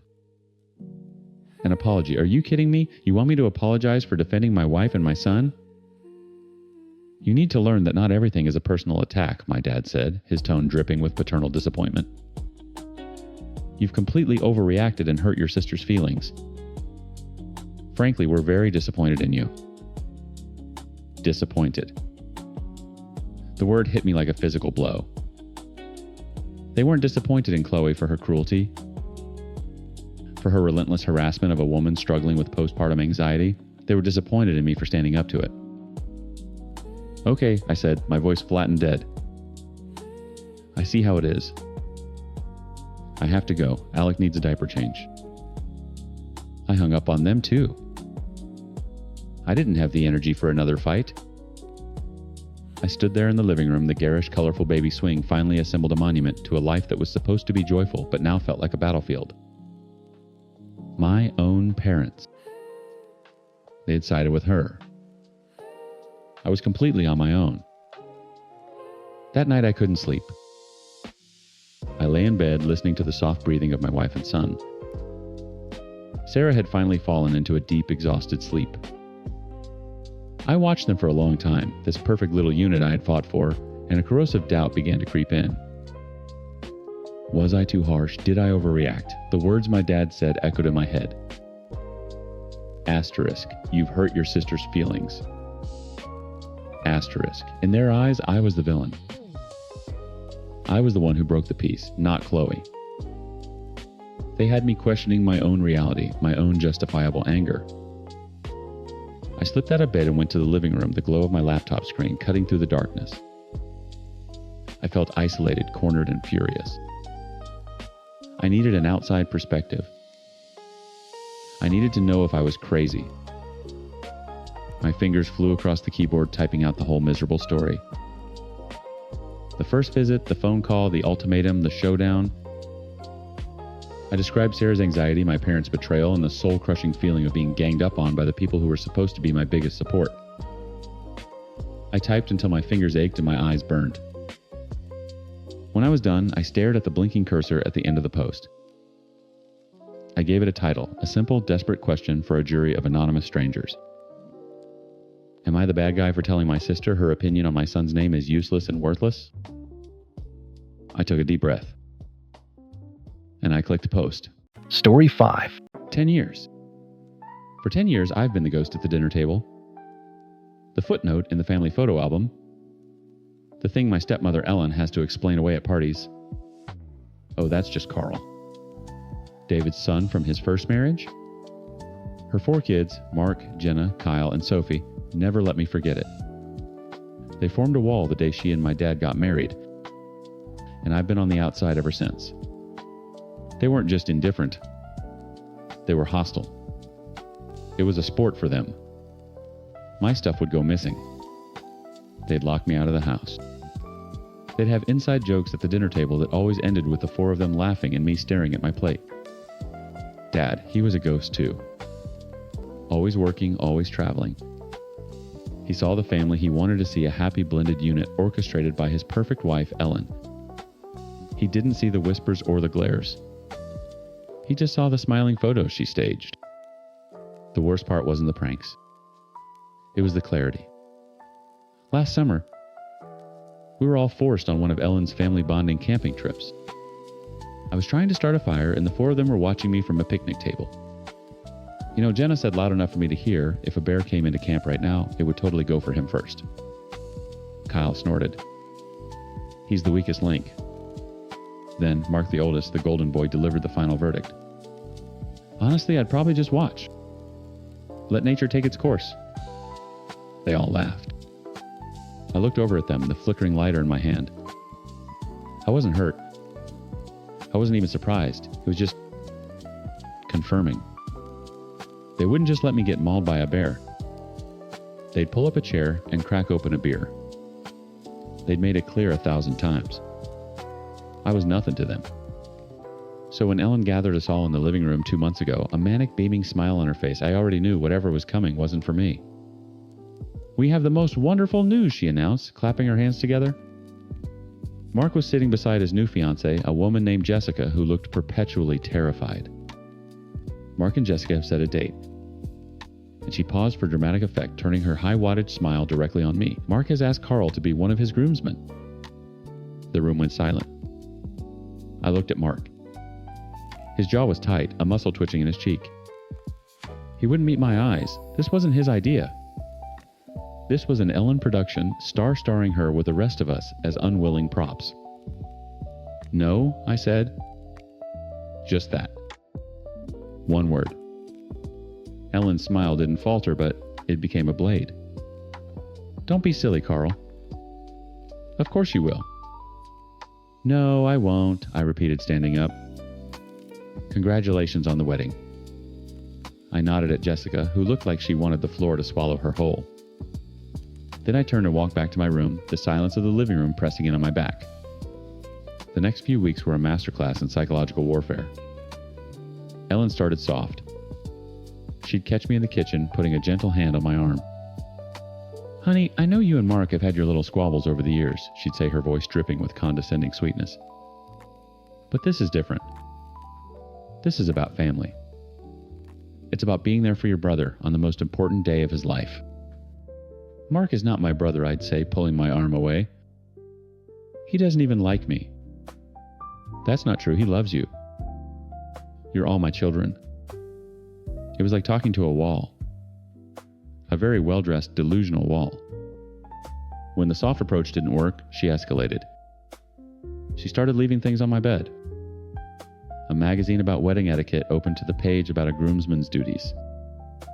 A swatch of silky, god-awful burgundy fabric. A little note written in her perfect cursive times. This will look so handsome on you, asterisk. I swept it all into the trash can. Then came the texts. Group chats I was added to without my consent. Asterisk. Groomsmen meeting re-bachelor party planning times, I'd immediately leave the group. A minute later, I'd get a private text from Ellen. Asterisk, Carl, please don't be difficult. Asterisk. One night she ambushed me with my dad, catching us both as I was heading upstairs. David, talk to your son, she said, her voice strained. He's refusing to be in Mark's wedding. He's being so unreasonable. My dad, caught in the headlights as usual, just rubbed the back of his neck. Come on, Carl. Just do it for your mother. It's one day. How hard can it be? It's not for her, I said, looking straight at Ellen. And it's not one day, it's a lie.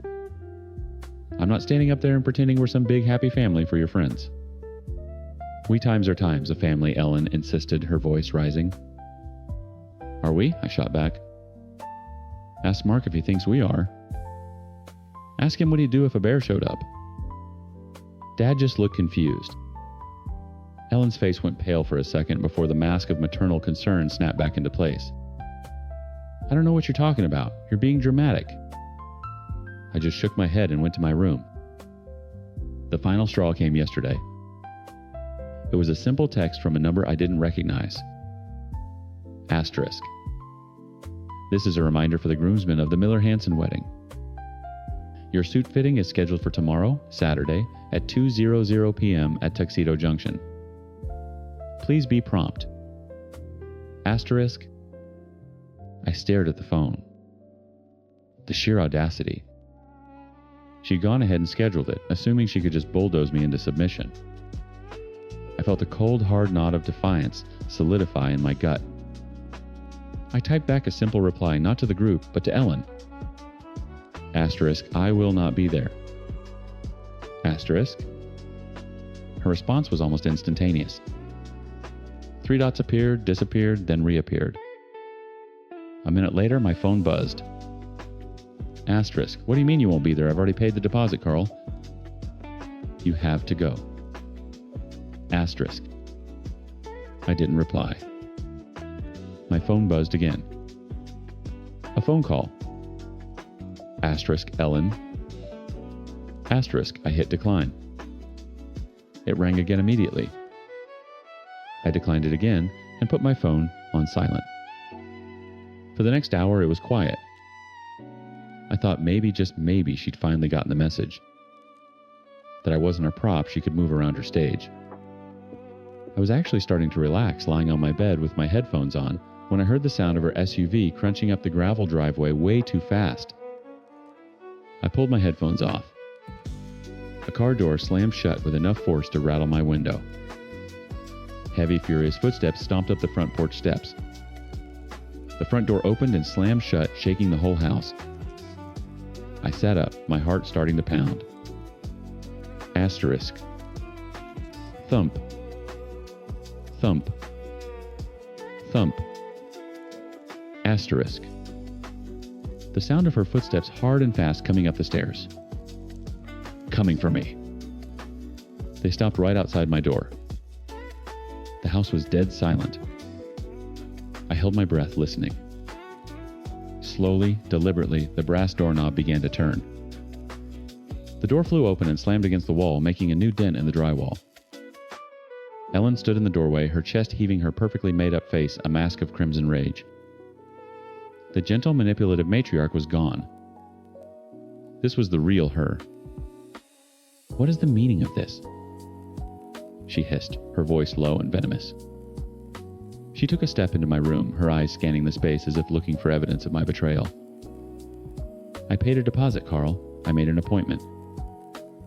You will be there tomorrow. No, I said, my own voice calm and quiet. I stayed seated on my bed. I knew that my stillness would infuriate her more than any shouting match. This is not a negotiation, she snapped, pointing a trembling finger at me. This is not about you and your teenage moods. This is about family.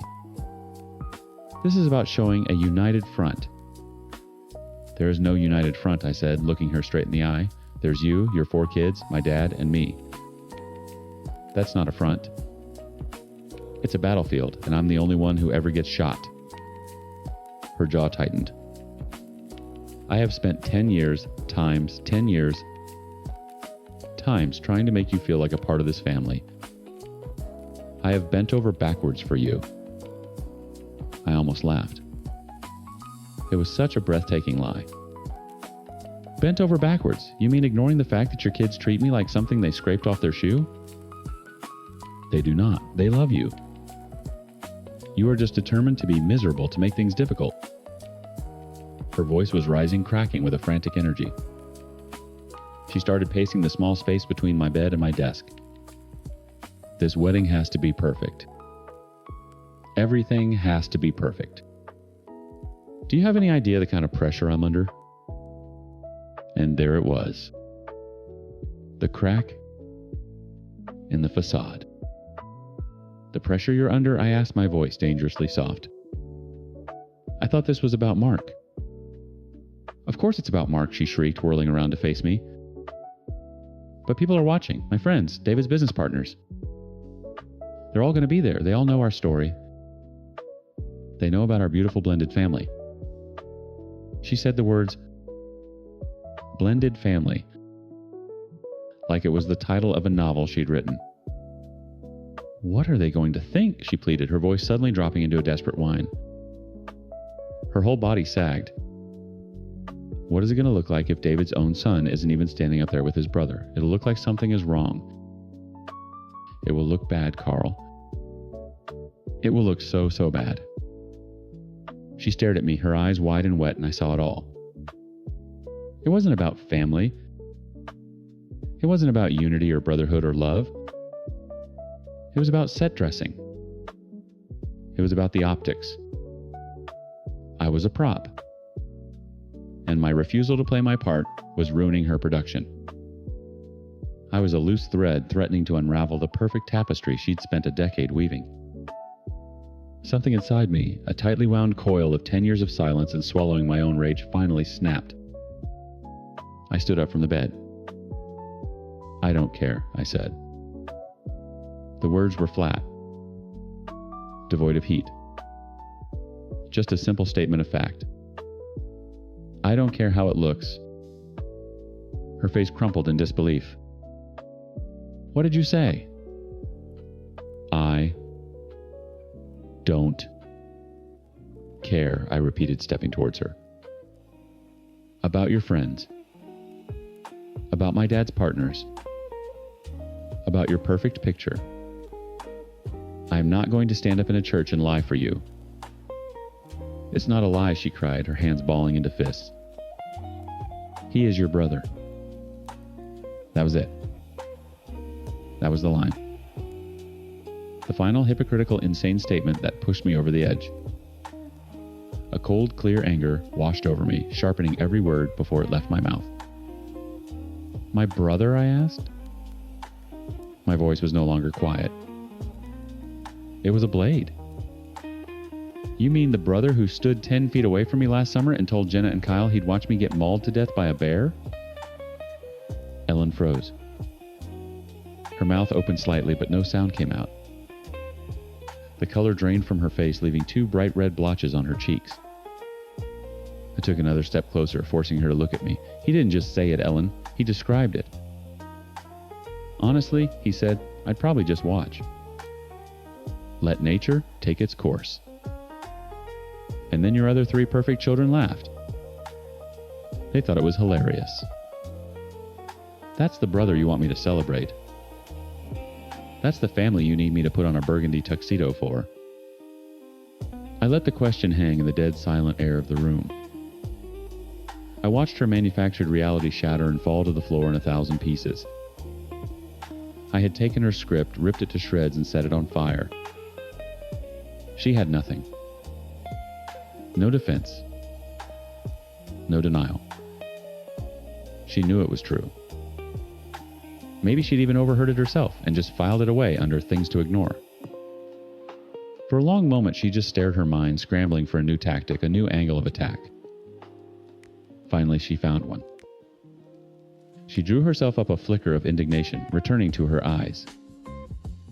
"There is no reason," she said, her voice a brittle whisper, "to use such vulgar language." It was pathetic. A defeated queen trying to critique the grammar of the man who just stormed her castle.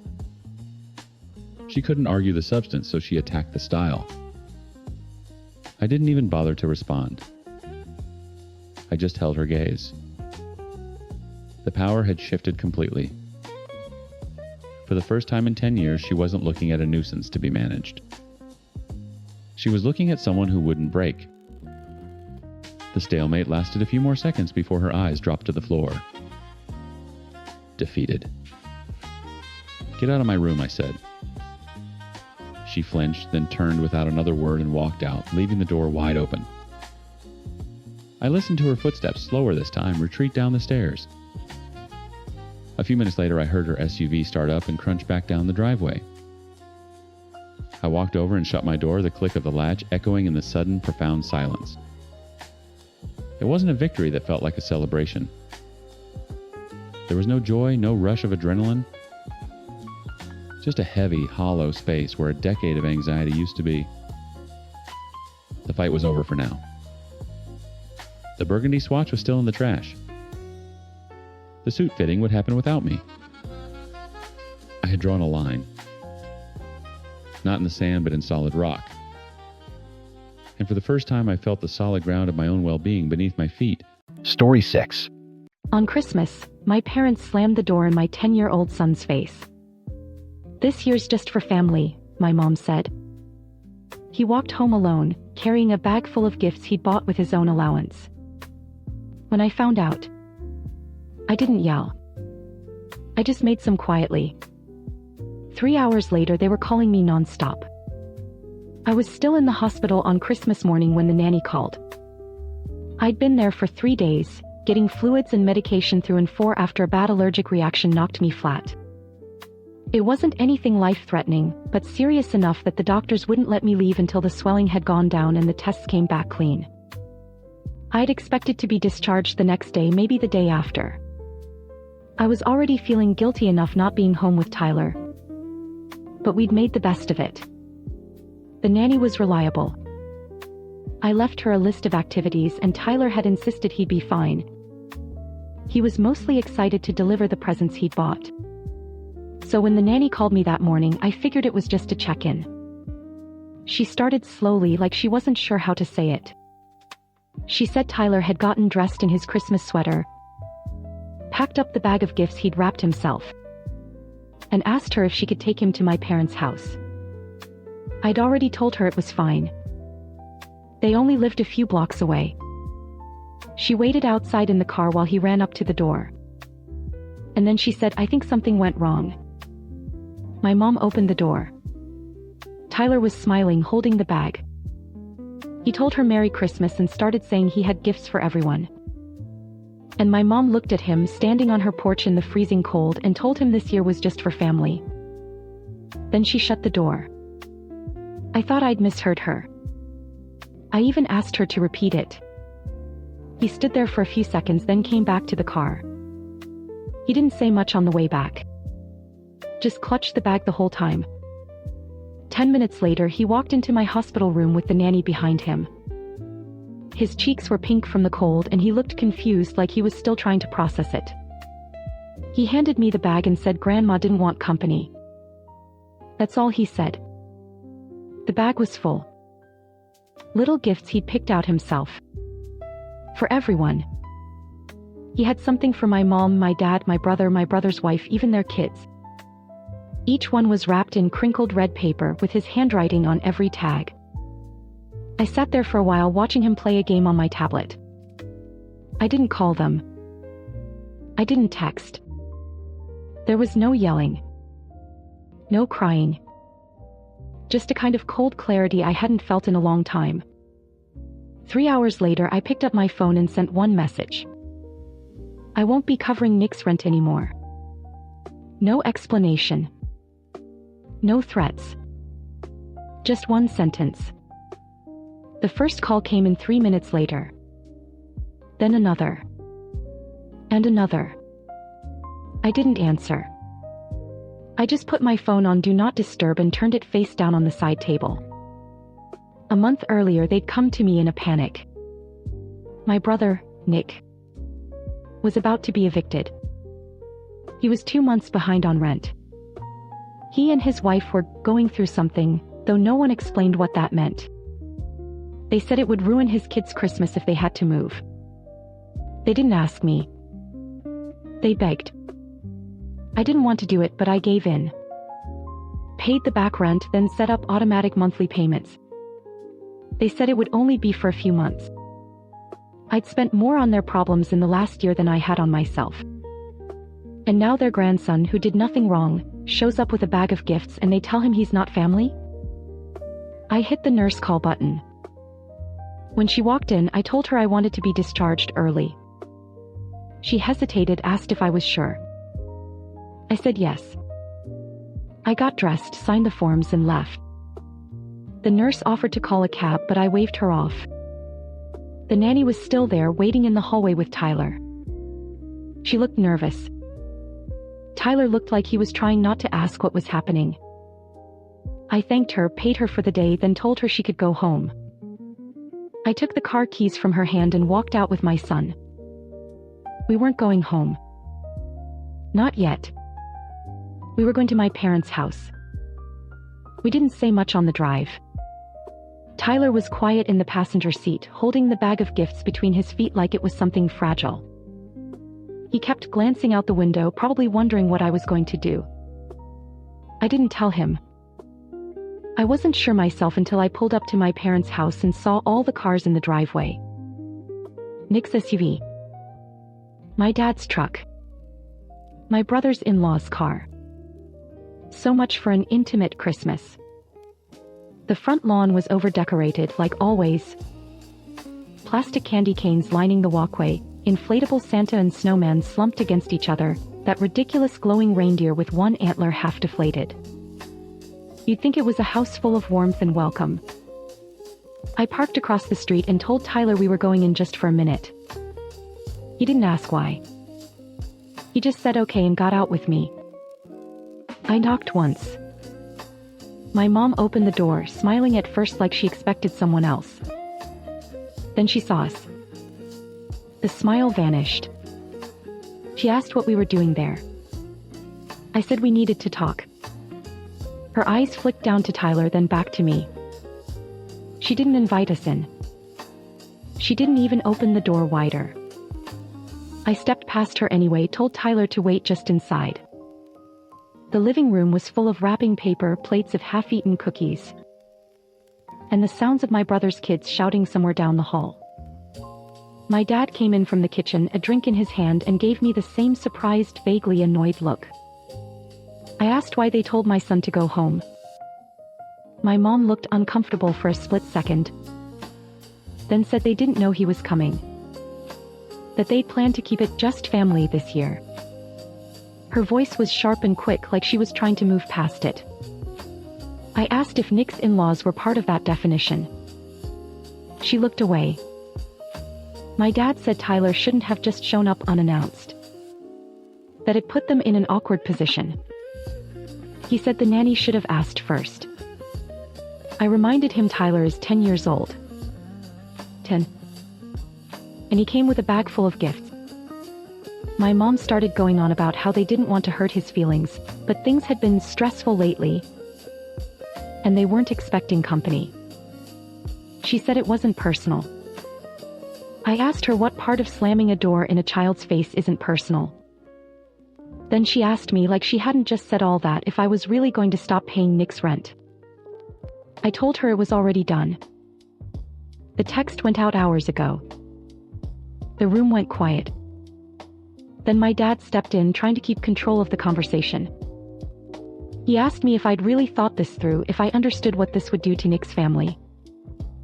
I said I understood perfectly. Nick finally showed up then, all righteous indignation, asking how I could do this on Christmas.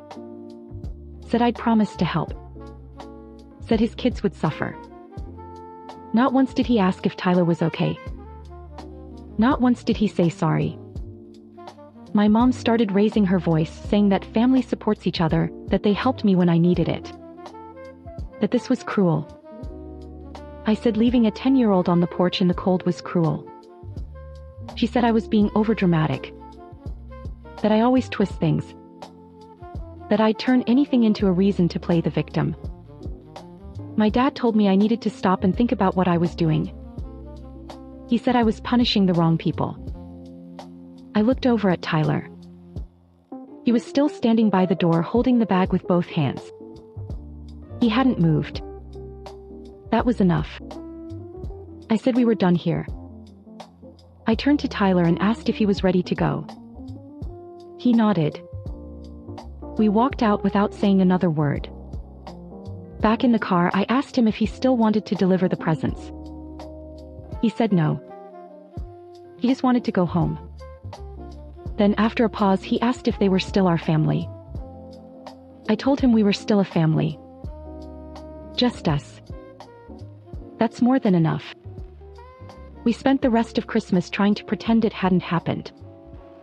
Tyler didn't want to talk about it, and I didn't push him. I made pancakes for dinner, the kind with chocolate chips shaped like snowmen, and we sat on the couch watching a movie we'd both seen 100 times. I kept glancing over at him, waiting for the tears, the questions, the confusion. But they didn't come. Not then. He just leaned against me and stayed quiet. I didn't check my phone until after he fell asleep. That's when I saw the wall of messages. First from my mom. Then my dad. The first few were frantic. What do you mean you're not covering his rent anymore? Jessica, this is not the time for games. This is Christmas. We need to go. No. Then came the guilt. He's your brother. He has kids.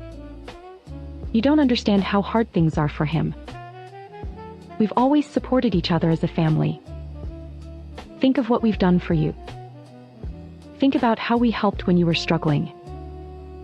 And finally, the anger. You're making this all about you. It's cruel what you're doing. Tyler didn't need to show up unannounced like that. This is your fault, not ours. I put my phone on Do Not Disturb again and left it face down on the nightstand. I didn't respond. There was nothing to say that I hadn't already said by walking away. The next day, my dad left a voicemail.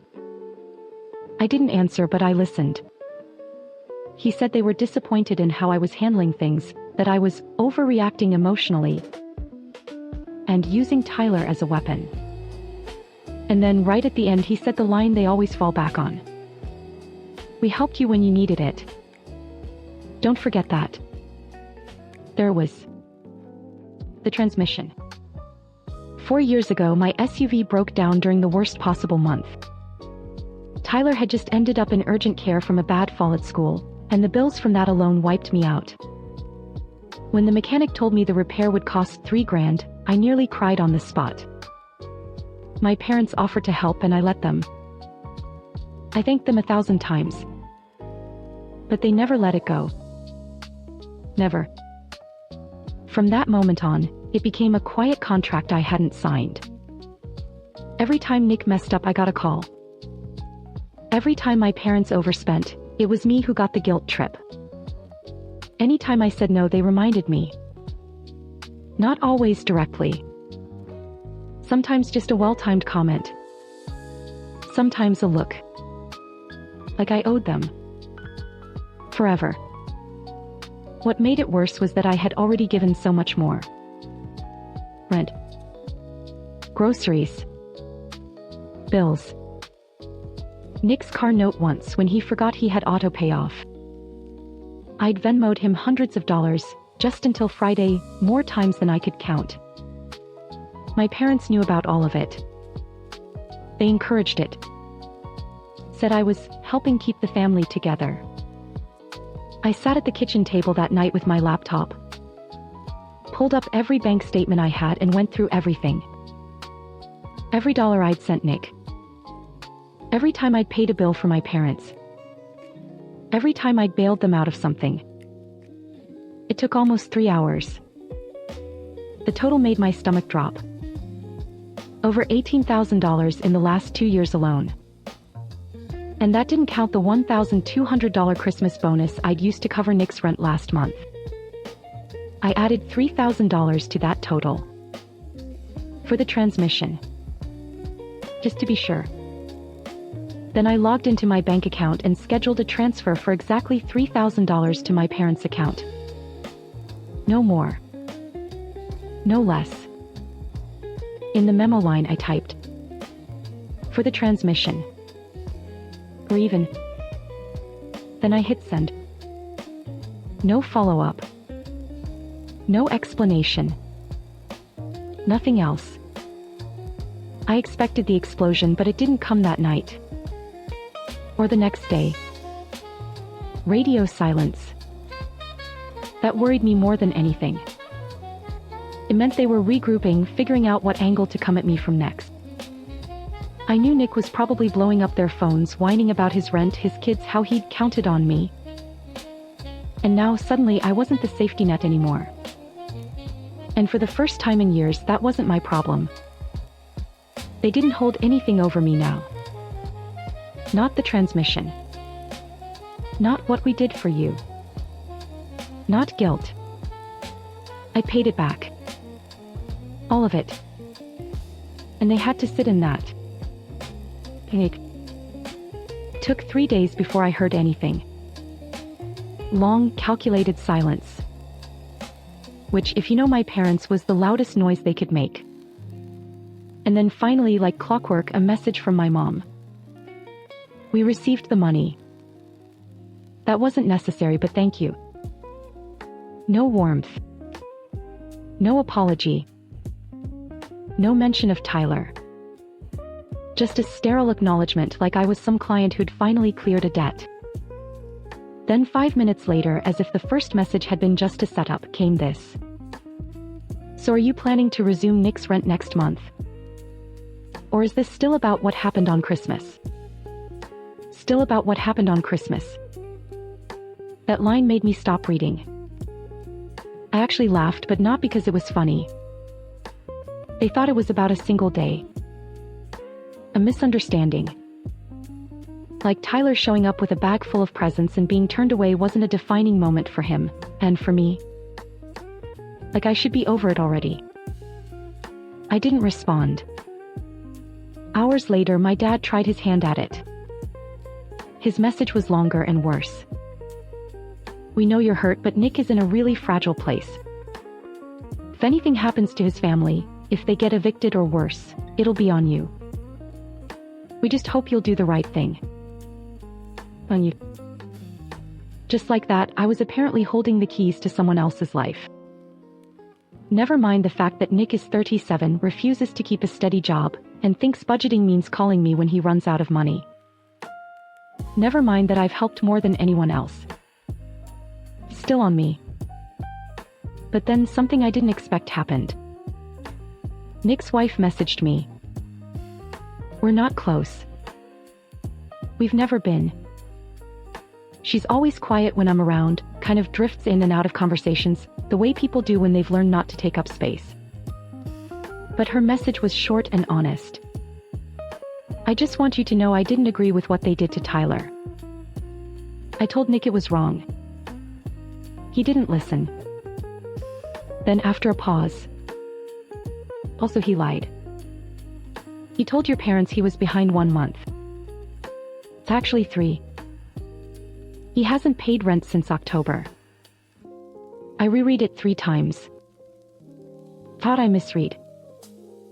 They had come to me begging, frantic about him being about to fall behind. But he'd already been drowning. They just didn't want to admit it, not to themselves, not to me. So they wrapped the lie in urgency, guilt-tripped me into rescuing him, and then kicked my son off their porch. I opened my banking app again. The payments I'd made only covered November and December. Nothing before. They'd let October go unpaid and hid it, hoping I'd jump in fast enough to cover the whole hole without asking questions. Because that's what I'd always done. I sat there for a few minutes, staring at the screen, and realized something I hadn't let myself admit before. None of them ever saw Tyler as part of this family. Not really. Not in the way they did Nick's kids. He was tolerated, welcomed when convenient, but never chosen, never protected. Then Nick messaged me directly. First time in weeks. He got mom and dad all worked up. Nice job. Real mature. You know, this isn't just about me. My kids need a stable home. We were counting on you. Your family. Act like it. And there it was again. That word. Family. That magical word they all weaponize the second they need something. When family means sacrifice, but only yours. When it means pay the bills, cover the mistakes, shut up about the double standards. I didn't respond to him. Instead, I did something else. I forwarded the full message thread. Everything from my parents and now Nick. Straight to his wife. I added one line. I'm sorry you're in this mess. But I'm out. For good. She didn't reply immediately. A few hours later, I saw she'd reacted to the message with a thumbs up. Nothing else. But I could read it for what it was. Maybe she understood. Or maybe she was just tired too. Either way, I knew I'd done what I needed to do. They expected me to come crawling back. They thought my guilt would override my son's pain. They thought throwing the word family around like confetti would fix everything. But I'd never felt more certain in my life. They weren't the ones holding power anymore. And the next time something fell apart in their world, they'd have to call someone else. It was a full week before I heard from them again.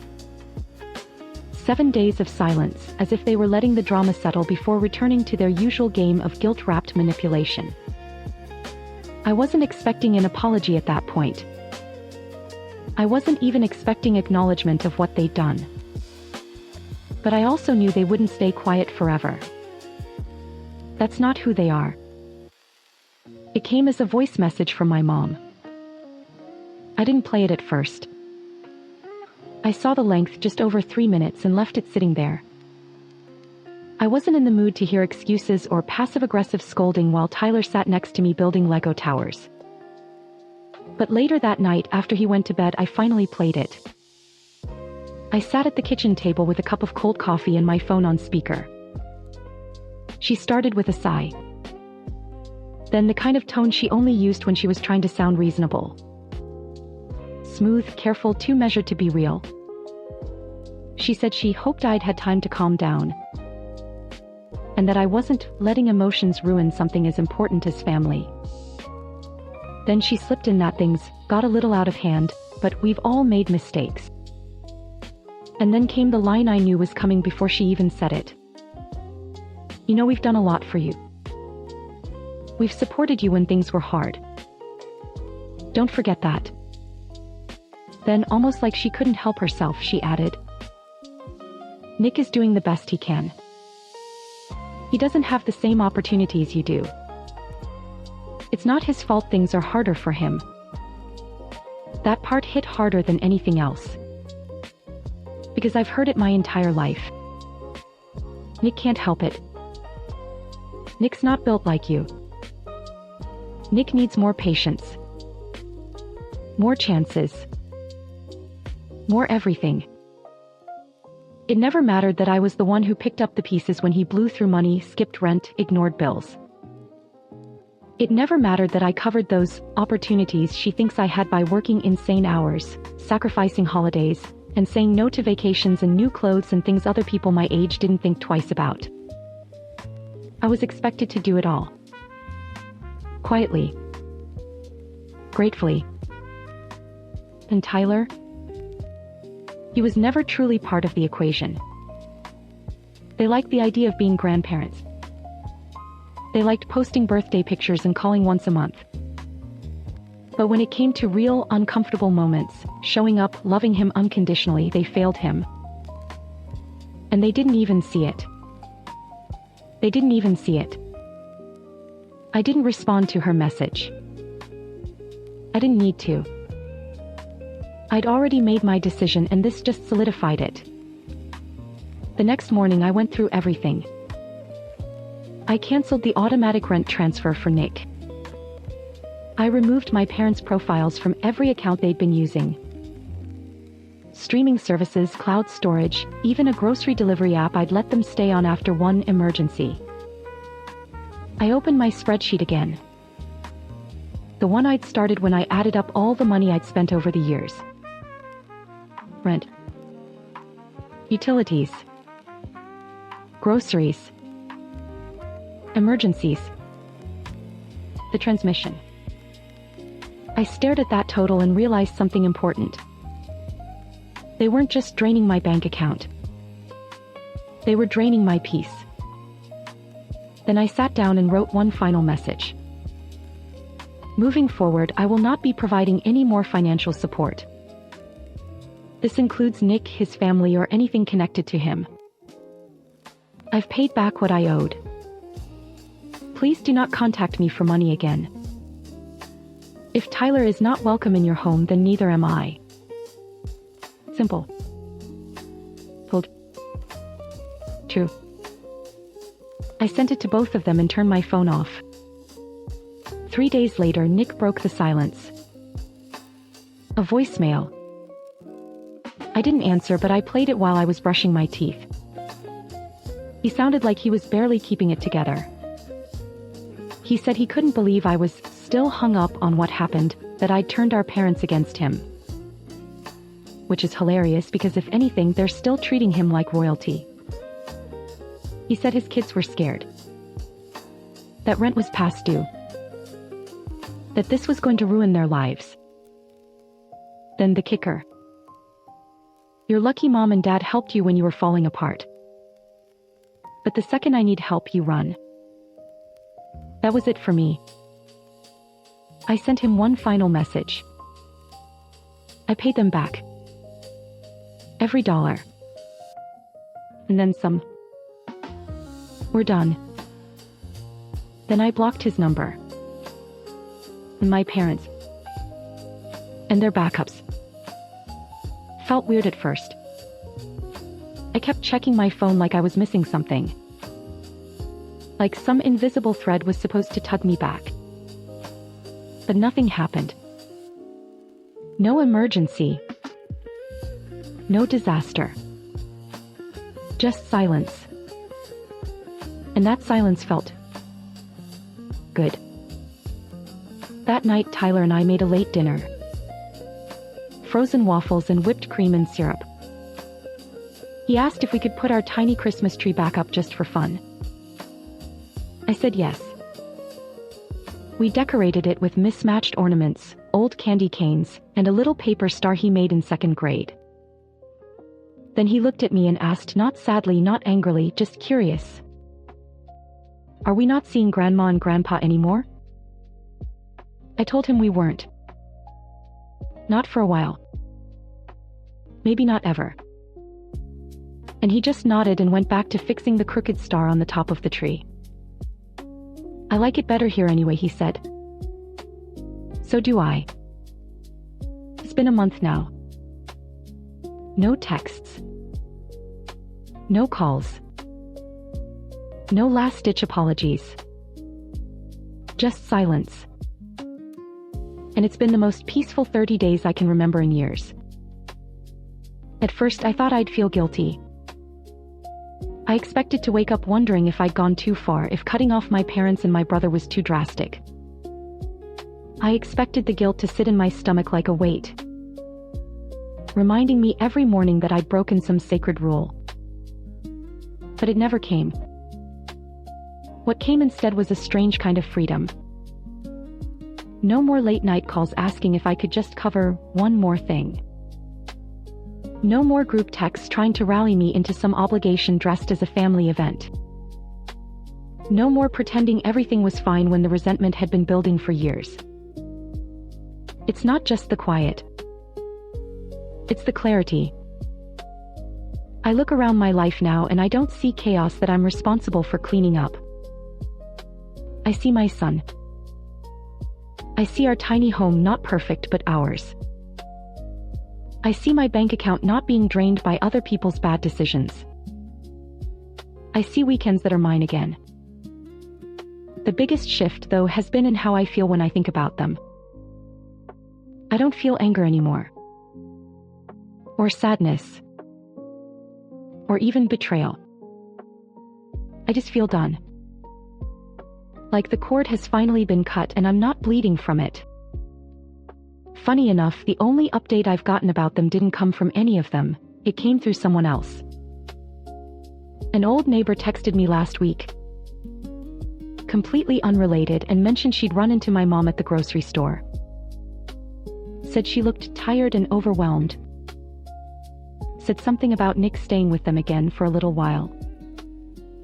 I didn't even ask for more details. I didn't need to. I already knew what the story was. Nick still doesn't have stable income. His wife is probably hanging on by a thread. My parents are likely covering for him again financially and emotionally, and they're probably spinning the story about me being cold or ungrateful to anyone who'll listen.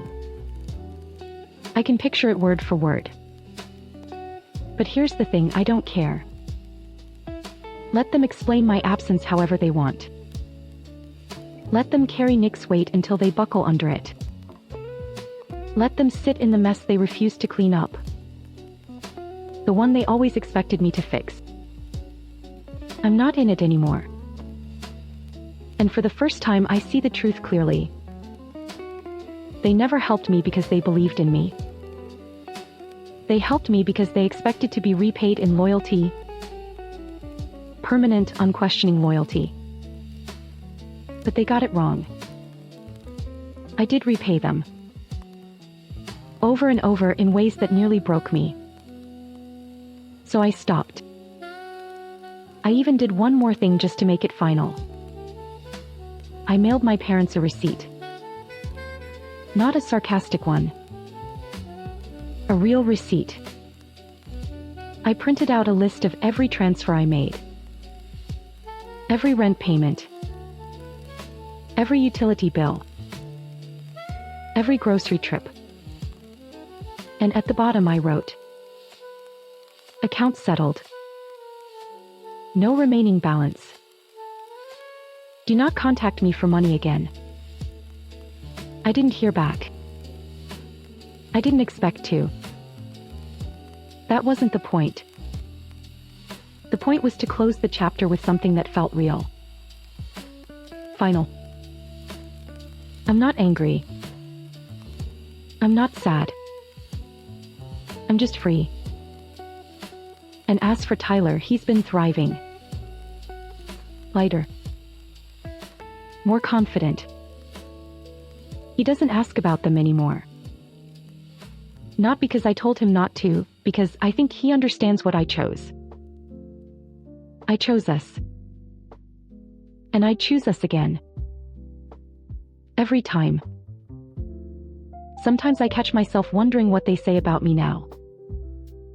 To friends, to extended family, to anyone who asks why I wasn't at Christmas dinner or why I suddenly stopped showing up. I'm sure there's a version of the story where I'm cold, dramatic, maybe even vindictive. Maybe they say I lost my mind.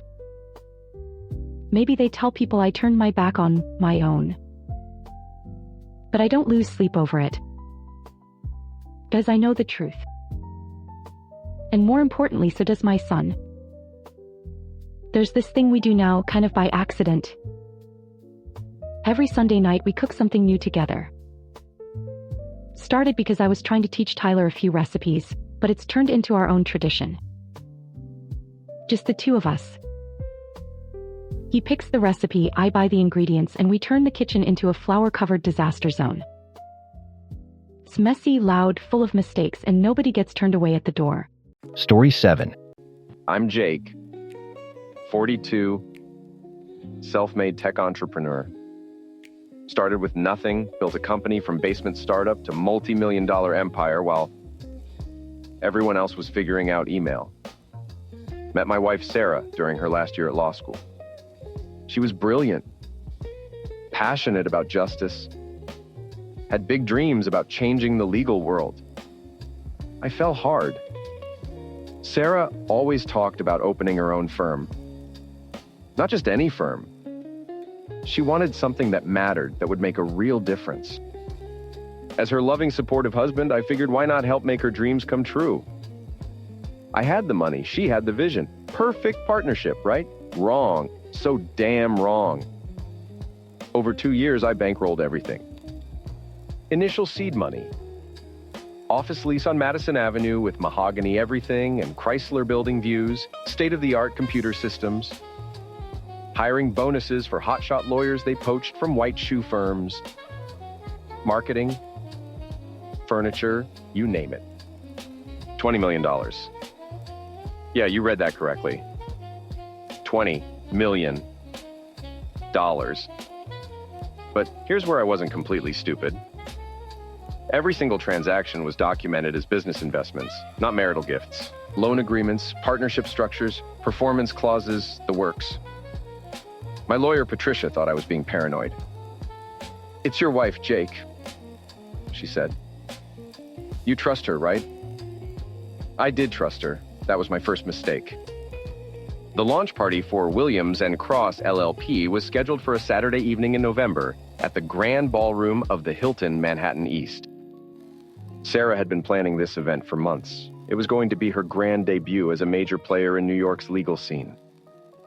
500 guests, including judges, senior partners from competing firms, journalists from legal publications, and basically everyone who mattered in Manhattan legal circle. The venue was absolutely spectacular. Crystal chandeliers that probably cost more than most people's cars, marble floors polished to mirror perfection, champagne fountains that looked like they belonged in a Vegas casino, ice sculptures that were honestly works of art, past hors d'oeuvres that I'm pretty sure required advanced reservations to eat anywhere else. The whole thing screamed, "We have arrived," in the loudest possible way. I showed up wearing my best Tom Ford suit, charcoal gray, tailored to perfection, with Italian leather shoes that could probably finance a decent used car. I was genuinely excited. This was supposed to be Sarah's moment. But it was also mine in a way. All that investment, all that support, all those late nights listening to her practice speeches and review business plans. It was finally paying off. The energy in the room was electric. You could practically smell the ambition mixed with expensive cologne and that particular brand of competitive tension that happens when you put a bunch of high-achieving lawyers in the same room. I recognized faces from newspaper articles and legal blogs, people whose names carried serious weight in New York's justice system. Judge Robert Cross, Sarah's father, was holding court near the bar with a cluster of other judges and senior attorneys. He caught my eye and raised his glass in acknowledgement. Still the intimidating figure who'd grilled me about my intentions when Sarah and I got engaged, but who'd eventually accepted me as part of the family. Derek Cross was working the room like a natural politician, shaking hands and making connections with the kind of smooth confidence that probably served him well in court. I spent the first hour doing what you do at these events, making small talk with people I recognized from other charity galas and business functions, accepting congratulations on Sarah's success, and generally playing the role of the supportive husband who made all this possible. It felt good, honestly. I was proud of what we'd built together. I'm making my way through the crowd, accepting congratulations, feeling pretty damn good about being the man behind the woman, when I hear this comment that stops me cold. Some young associate, probably still wet behind the ears, leans over to his buddy and says with a smirk, "Well, well, looks like the trial husband showed up." Trial husband. The words hit me like a punch to the gut, but I keep walking, keep smiling. You don't let some nobody in a cheap suit see you sweat. But inside, something cold and sharp is starting to twist. Sarah gets up to give her speech. She looks absolutely stunning. Dark hair and perfect updo, wearing the diamond necklace I bought her for our anniversary. The one that cost more than most people make in a year. She's glowing under those chandeliers, basking in congratulations from everyone who matters. "Ladies and gentlemen," she begins, voice carrying that smooth confidence she uses in court. "Thank you for being here to celebrate the launch of Williams & Cross LLP. This firm represents everything I've worked for, everything I've dreamed of." The crowd murmurs appreciatively. Someone shouts, "Hear, hear!" Standard stuff for these events. But then Sarah does something that makes my blood freeze. She reaches into her Chanel clutch and pulls out a manila envelope. Plain, unremarkable. The kind that could contain anything. "However," she continues, and the temperature drops 10 degrees, "before we officially open our doors, I have one piece of business to attend to." She walks down from the podium, heels clicking against marble like a countdown timer. Every step brings her closer. The crowd parts like the Red Sea. I can feel hundreds of eyes on me, hear whispers starting to buzz around the room like angry wasps. Sarah stops right in front of me, close enough that I can smell her Chanel Num 5. She's still smiling, but now I can see what that smile really is. It's not love or gratitude. It's pity mixed with satisfaction. "Jake," she says, loud enough for the whole room to hear. "You've been so generous, so supportive. I want everyone here to know that the first case Williams & Cross LLP will be handling is very close to my heart." She hands me the envelope like she's presenting an award at some twisted ceremony. "The first case for my law firm," she announces, turning back to address the crowd, "is my divorce. Jake, I need you to sign these papers and leave tonight." The words hang in the air like smoke from a tool barrel. For a moment, everything is perfectly silent. Then the applause starts. Scattered at first, then growing louder. Some people are gasping.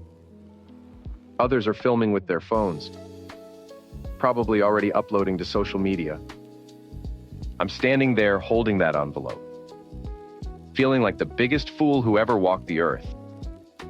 This is my money funding this party. These are my connections filling this room. I made this entire night possible.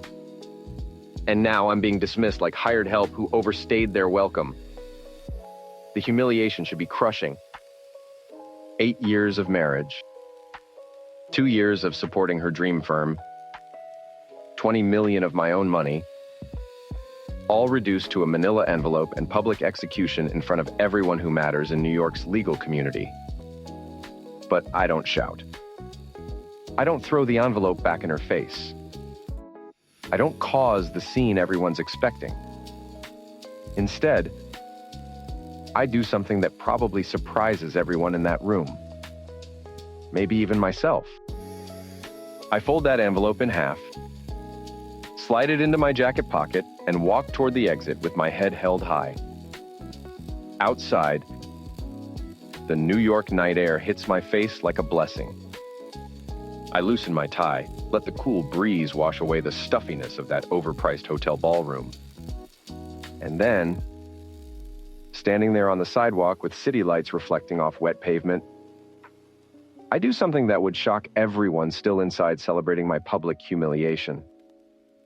I smile, not fake, but genuine. See, here's what Sarah and her slick partner Derek don't understand about Jake Miller. I didn't get where I am by being stupid.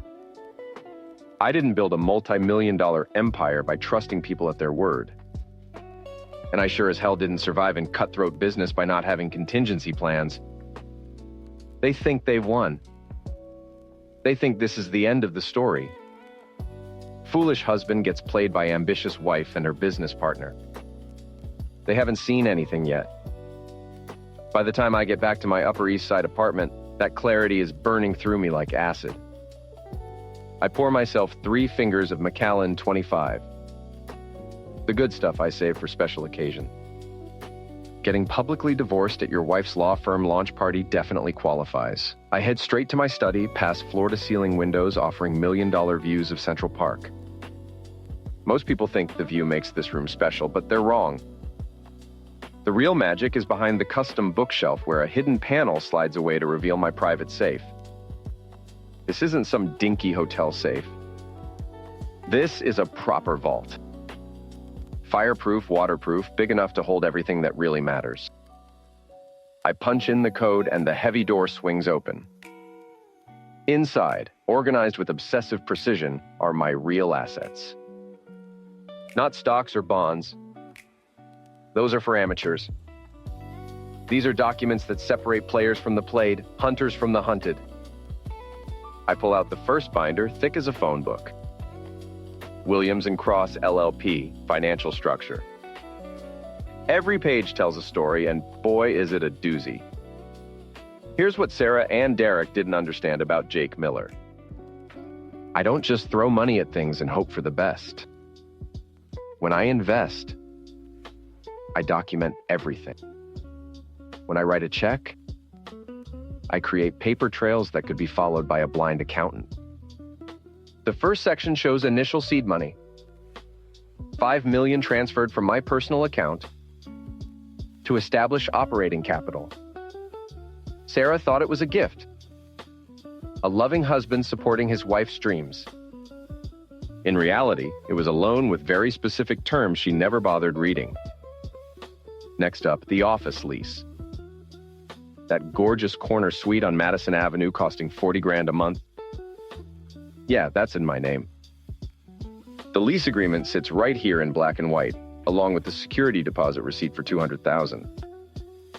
I flip through more pages, each one a little insurance policy I never thought I'd need to cash in. Interior design costs. Another $250,000 for Sarah's vision of sophisticated legal elegance. The custom law library with first edition texts and hand-carved shelving. 6 figures. State-of-the-art computer system and case management software. Another 100 grand. But the real kicker is recruitment expenses. Sarah and Derek went on a hiring spree like they were building the legal equivalent of the Yankees. They poached senior associates from white shoe firms, offering signing bonuses and inflated salaries that would make Wall Street executives jealous. Every single offer was backed by my money. And every single contract includes clauses tying employment to the firm's financial stability. As I'm going through these documents, something starts bubbling up from deep in my chest. At first, I think it might be another wave of humiliation. But then I realize what it actually is. Laughter. Dark, bitter laughter that tastes like revenge served at room temperature. Because here's what's becoming crystal clear. I haven't been Sarah's husband for the past 2 years. I've been her bank. A walking, talking ATM with a wedding ring and joint checking account. Every dinner party where she introduced me as my husband Jake, the tech entrepreneur, she was really saying, my financier who doesn't understand law. Every time she asked my opinion on hiring decisions or office locations, she was just being polite while spending my money. Every passionate speech about building something meaningful, she was talking about building it on my dime while planning to cut me out. $20 million. That's the grand total when you add up every check, every wire transfer, every credit card payment I made to support Williams & Cross LLP. $20 million to fund my wife's affair and finance my own public humiliation. But here's where Sarah and Derek made their fatal mistake. They assumed I was just another rich guy who got successful by luck and stayed successful by throwing money at problems. They clearly never did their homework on how Jake Miller actually operates. Every single transaction was structured as business investment, not marital gift. Every contract includes performance clauses, accountability measures, and most importantly, exit strategies. Sarah never read the fine print because she was too busy planning her grand debut as New York's hottest new legal power couple. I closed the binder and reached for the next one. Corporate structure and silent partner agreements. This is where things get really interesting. When you're putting $20 million into a startup law firm, even one run by your loving wife, you don't just write checks and hope for the best. You create legal structures that protect your investment. You establish yourself as silent partner with very specific rights and responsibilities. Rights like the ability to freeze corporate accounts if fiscal responsibility is questioned. Rights like mandatory disclosure of all major expenditures.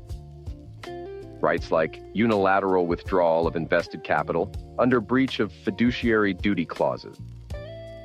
The beauty is that Sarah signed every single one of these agreements herself.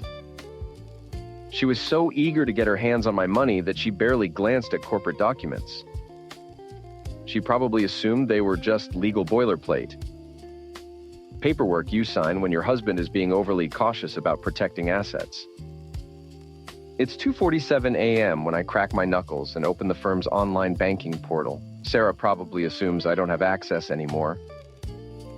Maybe even change passwords in some amateur attempt at digital security.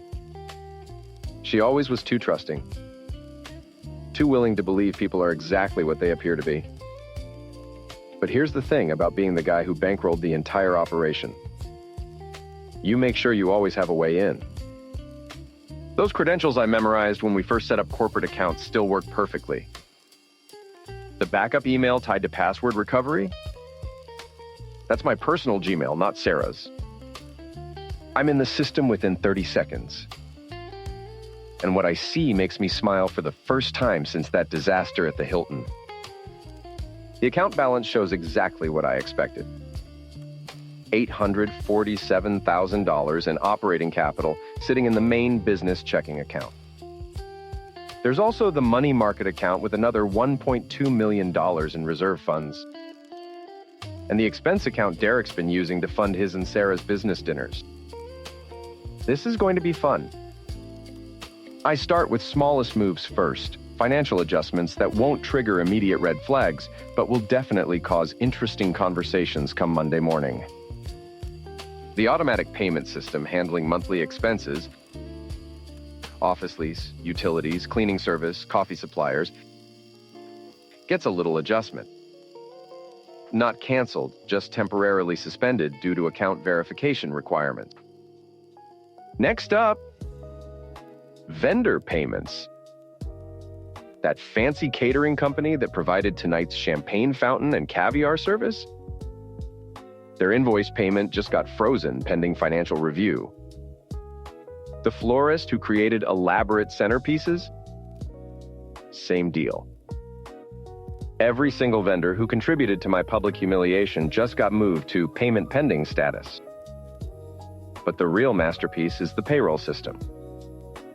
All those hotshot lawyers Sarah and Derek poached from competing firms? The ones with signing bonuses and six-figure salaries? Their direct deposit information just encountered a small technical glitch that will require manual resolution. Nothing permanent, just a temporary hiccup that might make their mortgage payments interesting this month. But the real coup de grace is still coming. I navigate to the investment management section where the crown jewel of my financial architecture sits waiting. My silent partner withdrawal clause. It's buried in subsection 7.3 of the corporate partnership agreement. The part that Sarah's lawyer probably skimmed over because it looked like standard boilerplate language. What it actually says, in very precise legal terminology, is that any partner who contributed more than 75% of the firm's initial capitalization has the right to immediate asset recovery in the event of material breach of fiduciary responsibility. $20 million in funding, Sarah's public divorce announcement at the firm's launch party, Derek smirked as he watched me get handed those papers. I'd say that qualifies as material breach of just about everything. The final screen is beautiful. Withdrawal request submitted.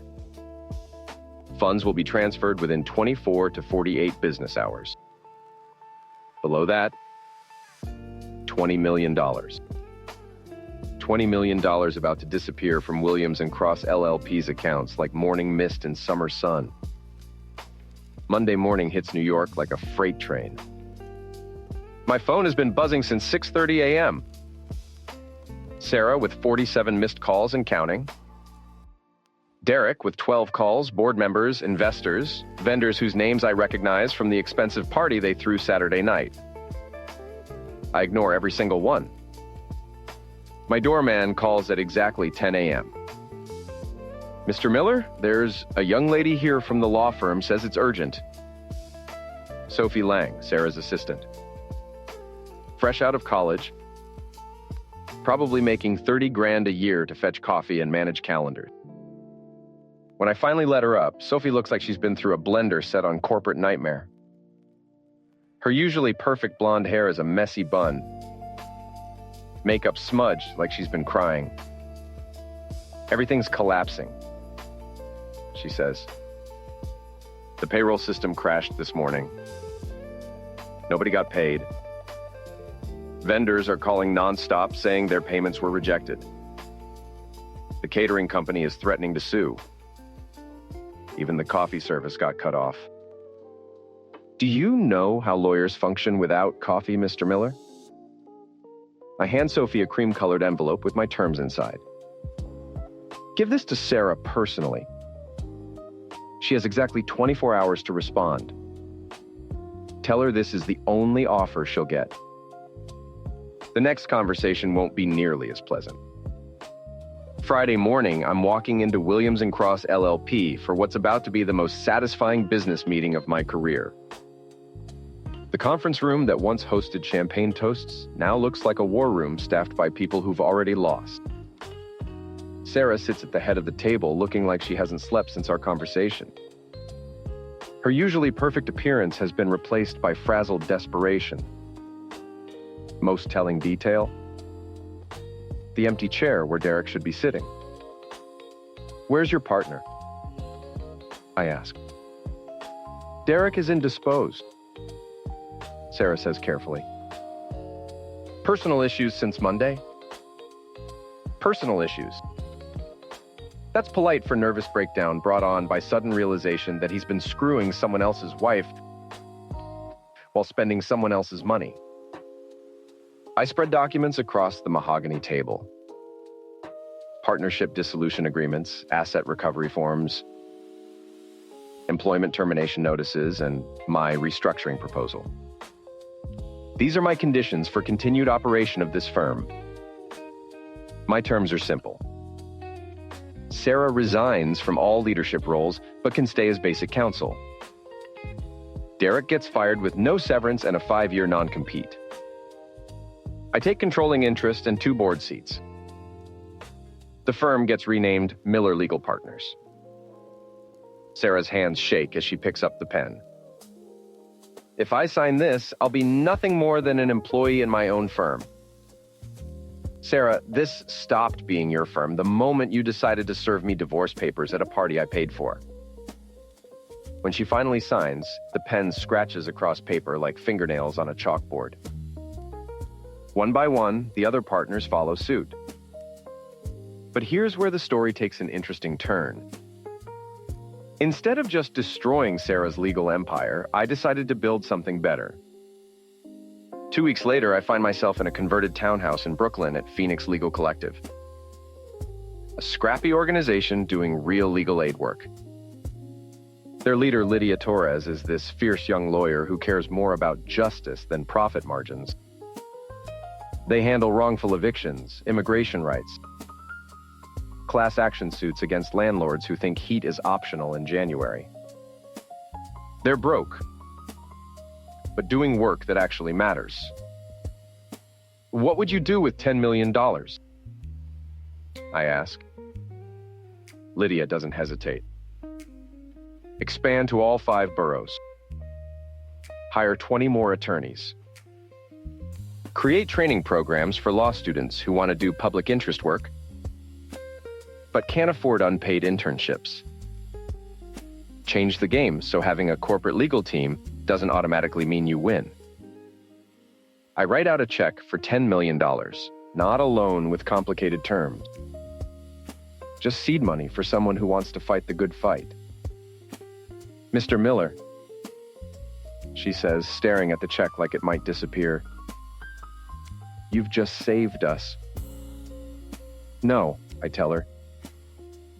You've saved me. I've been so busy playing corporate games that I forgot what it feels like to invest in something that actually matters. The devastation was swift. By Monday evening, Williams & Cross LLP had gone from rising star to cautionary tale. The legal newspapers picked up the story within hours, and by Wednesday, it had made national business publications.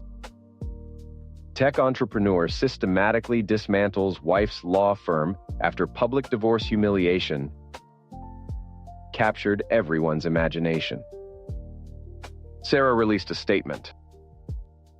Not the sanitized PR version she'd originally wanted, but an honest accounting of what had actually happened.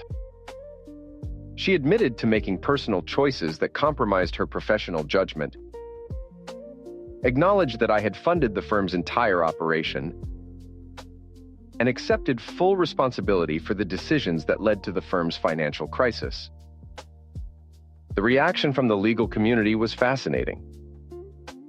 About half the responses were, "She had it coming," while the other half questioned whether my actions were appropriate business practices or vindictive overreach. Law schools started using the case as a teaching example in business ethics courses. But the most interesting development came 3 weeks later.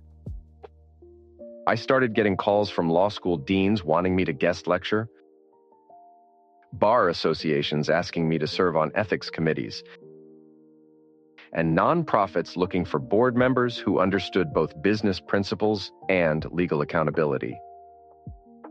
Instead of being the vengeful ex-husband, I was increasingly seen as someone who demonstrated how proper documentation and ethical business practices could protect all parties in complex professional relationships.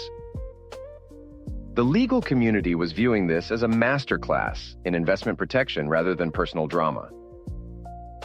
That's when I started thinking about what comes next. Revenge was satisfying, but not sustainable. I'd proven my point, protected my investment, and reestablished my reputation. But what was I actually going to build with all this restored credibility? The answer came during a guest lecture at Columbia Law School.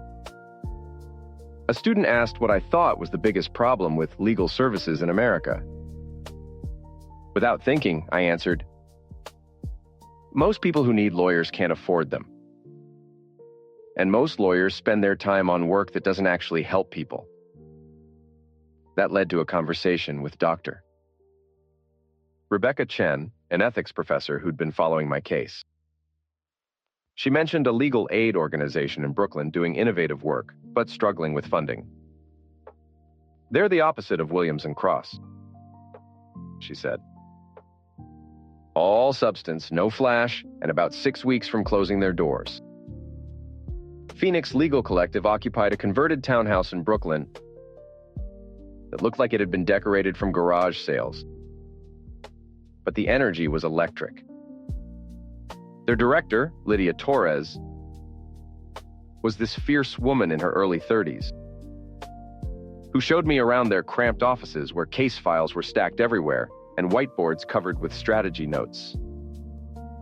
We handle about 40 cases at any given time, she explained.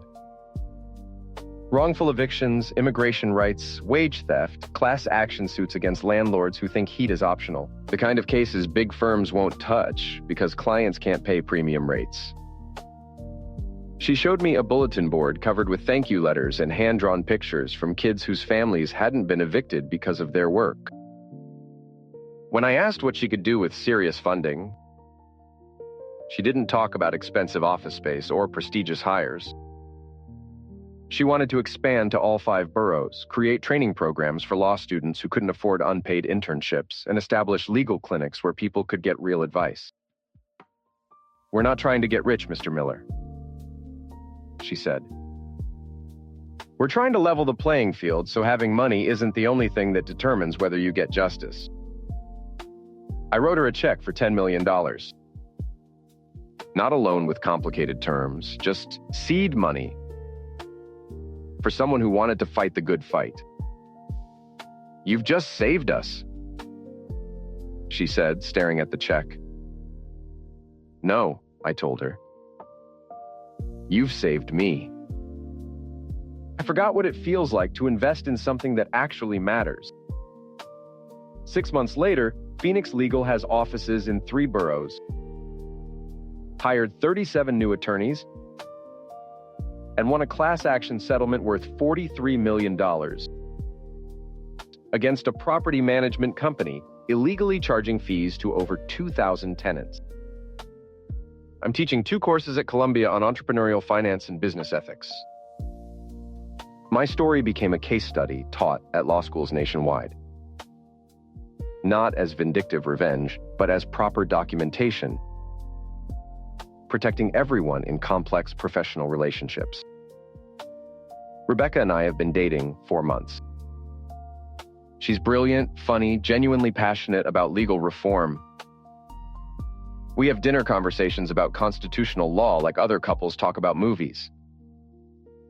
It's the intellectual partnership I didn't realize I'd been missing. Sarah moved to Portland and works at a nonprofit immigration clinic. She wrote saying she's never been happier professionally, that she finally understands the difference between being respected and being famous. Maybe that's true. Maybe it's another performance. Either way, it's not my problem anymore. The best revenge isn't destroying your enemies. It's building something so good that their betrayal becomes irrelevant, so meaningful that their opinion stops mattering, so successful that their failure becomes just background noise in your much more interesting story. Phoenix Legal recently took on a case against a major healthcare corporation, systematically denying coverage to low-income patients. The preliminary settlement discussions are already in 8 figures. Next month, I'm keynoting a conference on legal innovation at Harvard Law School.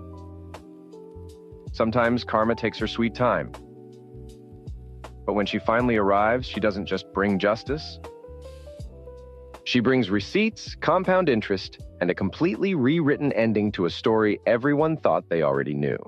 Story 8. The key in my hand felt heavier than it was. Not just a piece of brass, but a 30-year mortgage, a testament to surviving my 20s and the official deed to my own little patch of quiet. For the first time in my 27 years, I had a front door I could lock against the world. Against my family. Specifically against my Uncle Frank. Frank is 53, and for every one of those years, he's been a walking, talking black hole of a man. The family lore is that he fell out of a tree when he was 9 and suffered a mild brain injury. There's no medical record of this, of course. No doctor's note. Just a convenient all-purpose excuse handed down through the generations to explain away a lifetime of being a world-class asshole. It's the ultimate get-out-of-jail-free card. Frank screaming at a waitress times the injury. Asterisk. Frank's making my cousin cry at her own wedding times. Remember what he went through. Asterisk. Frank's telling me I'll never amount to anything times. He doesn't mean it, Gavin. It's just the thing with his head. Asterisk. So when I planned the housewarming party, a celebration of my new Frank-proof fortress, he was pointedly, specifically, and deliberately not on the guest list. My mistake was telling my dad. "Sounds great, son," he'd said over the phone 2 days before the party. "Your mother and I are so proud. We'll be there. Oh, and I'll pick up Frank on the way." The line went silent. I could hear the hum of the refrigerator, the ticking of a clock, the sound of my sanctuary's walls dissolving into sand. "No," I said. "What do you mean, no?" "I mean, no, you will not be picking up Frank. He's not invited." "Gavin, don't be like that," he said, his voice shifting into that familiar wheedling tone of the professional enabler. "It's a family party. He's your uncle. It's times my times party and times my times house. And my one house rule is, no assholes allowed. Frank is the king of them." A heavy sigh crackled through the phone. "You know how he is. That thing that happened when he was a kid, it's hard for him. This would mean a lot. It would mean a lot to Times you, Times Dad. It would mean you don't have to deal with his whining about being left out." "I'm not doing it." The answer is no. I thought I'd won. I really did. I thought for once the door I'd locked would actually stay shut. The day of the party was perfect. Chloe, my girlfriend of 3 years, had orchestrated the whole thing with the precision of a drill sergeant. She'd strung fairy lights across the new deck I'd built. She'd curated a playlist that was just the right mix of chill and upbeat. The air smelled like grilled burgers and freshly cut grass. My friends were there, my mom was beaming, and for a few hours my house felt like a home. A real one. My mom pulled me aside by the kitchen island, her hand warm on my arm. "It's a beautiful home, sweetie. You and Chloe have done such a good job." She glanced toward the front door, a flicker of anxiety in her eyes. "Your father isn't..." "He didn't." I told him no, Mom. Firmly. She nodded, but the relief on her face was temporary, like a sunbeam in a hurricane. She knew her husband, and she knew her brother-in-law. Around 8 o'clock, just as the sun was setting and the party was hitting its stride, my dad's sedan pulled into the driveway. My stomach turned to ice. He got out of the driver's side, and then the passenger door opened. Out climbed Uncle Frank. He was dressed like he was attending a parole hearing, stained polo shirt, pleated khakis, that had given up the ghost years ago. He surveyed my house, my little blue Cape Cod that I'd poured my entire life savings into, with a sneer that could curdle milk. My dad caught my eye as they walked up the path, giving me a weak apologetic shrug as if to say, "Times, what could I do, asterisk?" Frank didn't even say hello. He stepped through the front door, my front door, and his first words were, "Jesus, Gavin. It's a bit of a dive, isn't it?" He said it loudly. Loud enough for the music to feel like it dipped. Loud enough for a few of my friends to turn their heads. I felt my dad's hand on my shoulder. "He's just kidding, son," he muttered, a desperate plea in his voice. Frank ignored him and bulldozed his way to the beer cooler, grabbing one without looking. He took a long swig and continued his tour of insults. "Paint job's a little sloppy in that corner," he said, pointing at the living room wall. "And these floors, laminate tisk. Should have gone with real hardwood." I just stood there, my hands clenched into fists at my sides. I could feel Chloe's presence next to me, a silent, supportive anchor. Every comment was a rock thrown through my window. Every sneer was a scratch down the new paint. This wasn't just my house he was attacking. It was my life. My accomplishment. My future with the woman I loved. He made his way onto the deck where Chloe had been laughing with her friends. The laughter died as he approached. He looked them all up and down, his eyes finally landing on Chloe. He gave her a slow, deliberate once-over, a greasy appraisal that made my skin crawl. "You must be the girlfriend," he slurred. He hadn't been here 10 minutes and he was already half drunk. Chloe, ever the diplomat, forced a smile. "I'm Chloe. It's nice to finally meet you." "Frank," he grunted. He took another swig of his beer, then gestured with the bottle back towards me where I stood frozen in the doorway. "I gotta ask," he said, his voice carrying across the now quiet deck. "I'm just curious. What's a pretty little thing like you doing with a loser like him?" The world stopped. The fairy lights, the music, the scent of summer, it all just vanished. There was only the stunned, horrified silence of our friends and the ugly, triumphant smirk on my uncle's face. He'd found the one button he knew I couldn't ignore. He hadn't just insulted my house anymore. He'd brought his poison into the heart of my home and aimed it directly at Chloe. I saw her face. The brilliant smile she always wore faltered just for a second, but I saw it. I saw the hurt. And in that instant, something inside me, a chain I'd been wearing my whole life, finally snapped. My dad was already moving, starting his usual routine. "Frank, that's enough. Come on, let's get you a burger." I put a hand on my dad's chest, stopping him cold. I didn't look at him. I didn't look at Chloe or my friends or my mother, whose face was a mask of dread. My eyes were locked on one person. The low, dangerous calm in my own voice surprised me. "Uncle Frank, come here." I grabbed his bicep. His arm was surprisingly soft, flabby under the stained polo shirt. He tried to pull back, but he was drunk and I was fueled by a type of white-hot clarity I'd never felt before. "We're going to have a chat." I dragged him off the deck, past the stunned faces of my friends, through my new living room, and right out the front door I had been so proud of. I didn't stop until we were on the lawn under the harsh glare of the porch light. The party music sounded distant now. "What the hell is your problem?" he slurred, yanking his arm free. "No, what is Times? Your Times problem," I shot back, my voice low and shaking with fury. "For my entire life, my entire goddamn life, I have watched you terrorize every single person in this family.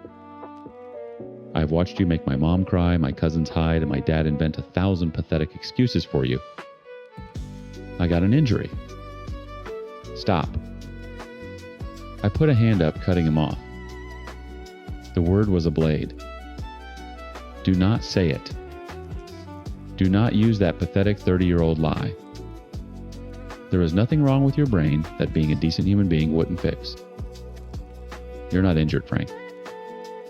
You're just a mean, bitter bully, and you've been getting away with it for far too long." He looked genuinely shocked, his jaw slack. It was like watching a cartoon character get hit with an anvil. He had no script for this. "You came into my home," I continued, stepping closer, my voice getting louder. "A home I worked my ass off for. A place Chloe and I built together. And with your first breath, you tried to burn it down. You insulted my house, you insulted my life, and then you insulted her. You don't get to do that." "I was just joking around," he sputtered, finally finding his voice. "Was it a joke when you told my cousin her husband would probably leave her within a year? Was it a joke when you told me I'd be working dead-end jobs for the rest of my life? It's never a joke, Frank. It's poison. And you are done spewing it around me." I pointed a finger at his chest. "Here's the new reality. You have two options. Option 1, you walk back onto that deck, you find Chloe, and you apologize to her. A real apology. And then for the rest of the night, you sit in a chair and you don't say a single goddamn word to anyone. Option 2, you get your ass off my property right now and you never ever come back. You will not be invited to my wedding. You will never meet my kids. We are done. For good. Choose." He stared at me, his face turning a blotchy red. The shock was curdling into his usual rage. I could see the gears turning, the calculation of how to twist this, how to make himself the victim. An apology was out of the question. It would be an admission of fault, a crack in his armor of assholery. "You can't talk to me like this," he snarled. "I'm your uncle."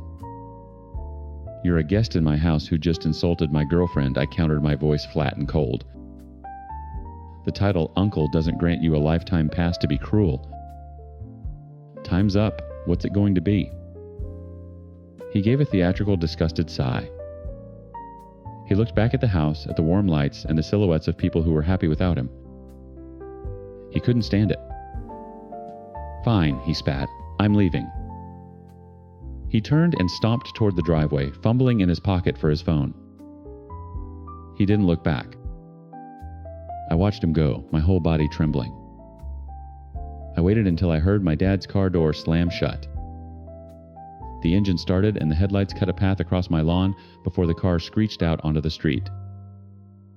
The silence he left behind was deafening.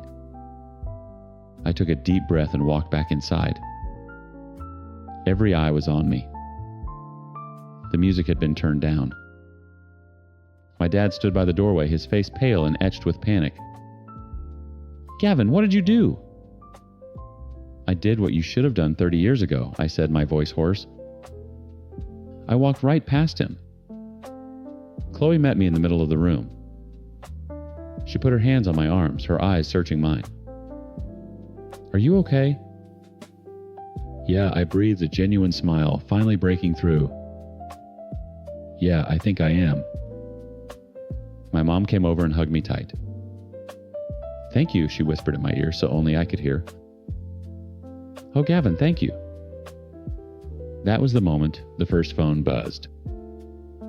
It was my friend Mark across the room. He glanced down at his phone, a confused look on his face. Then another buzz. One of Chloe's friends.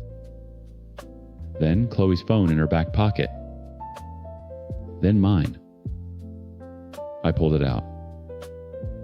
A text from my Aunt Carol Frank's sister. Asterisk. Carol. "What did you do to Frank? He's hysterical. Said you attacked him and threw him out for no reason. I can't believe you'd be so cruel.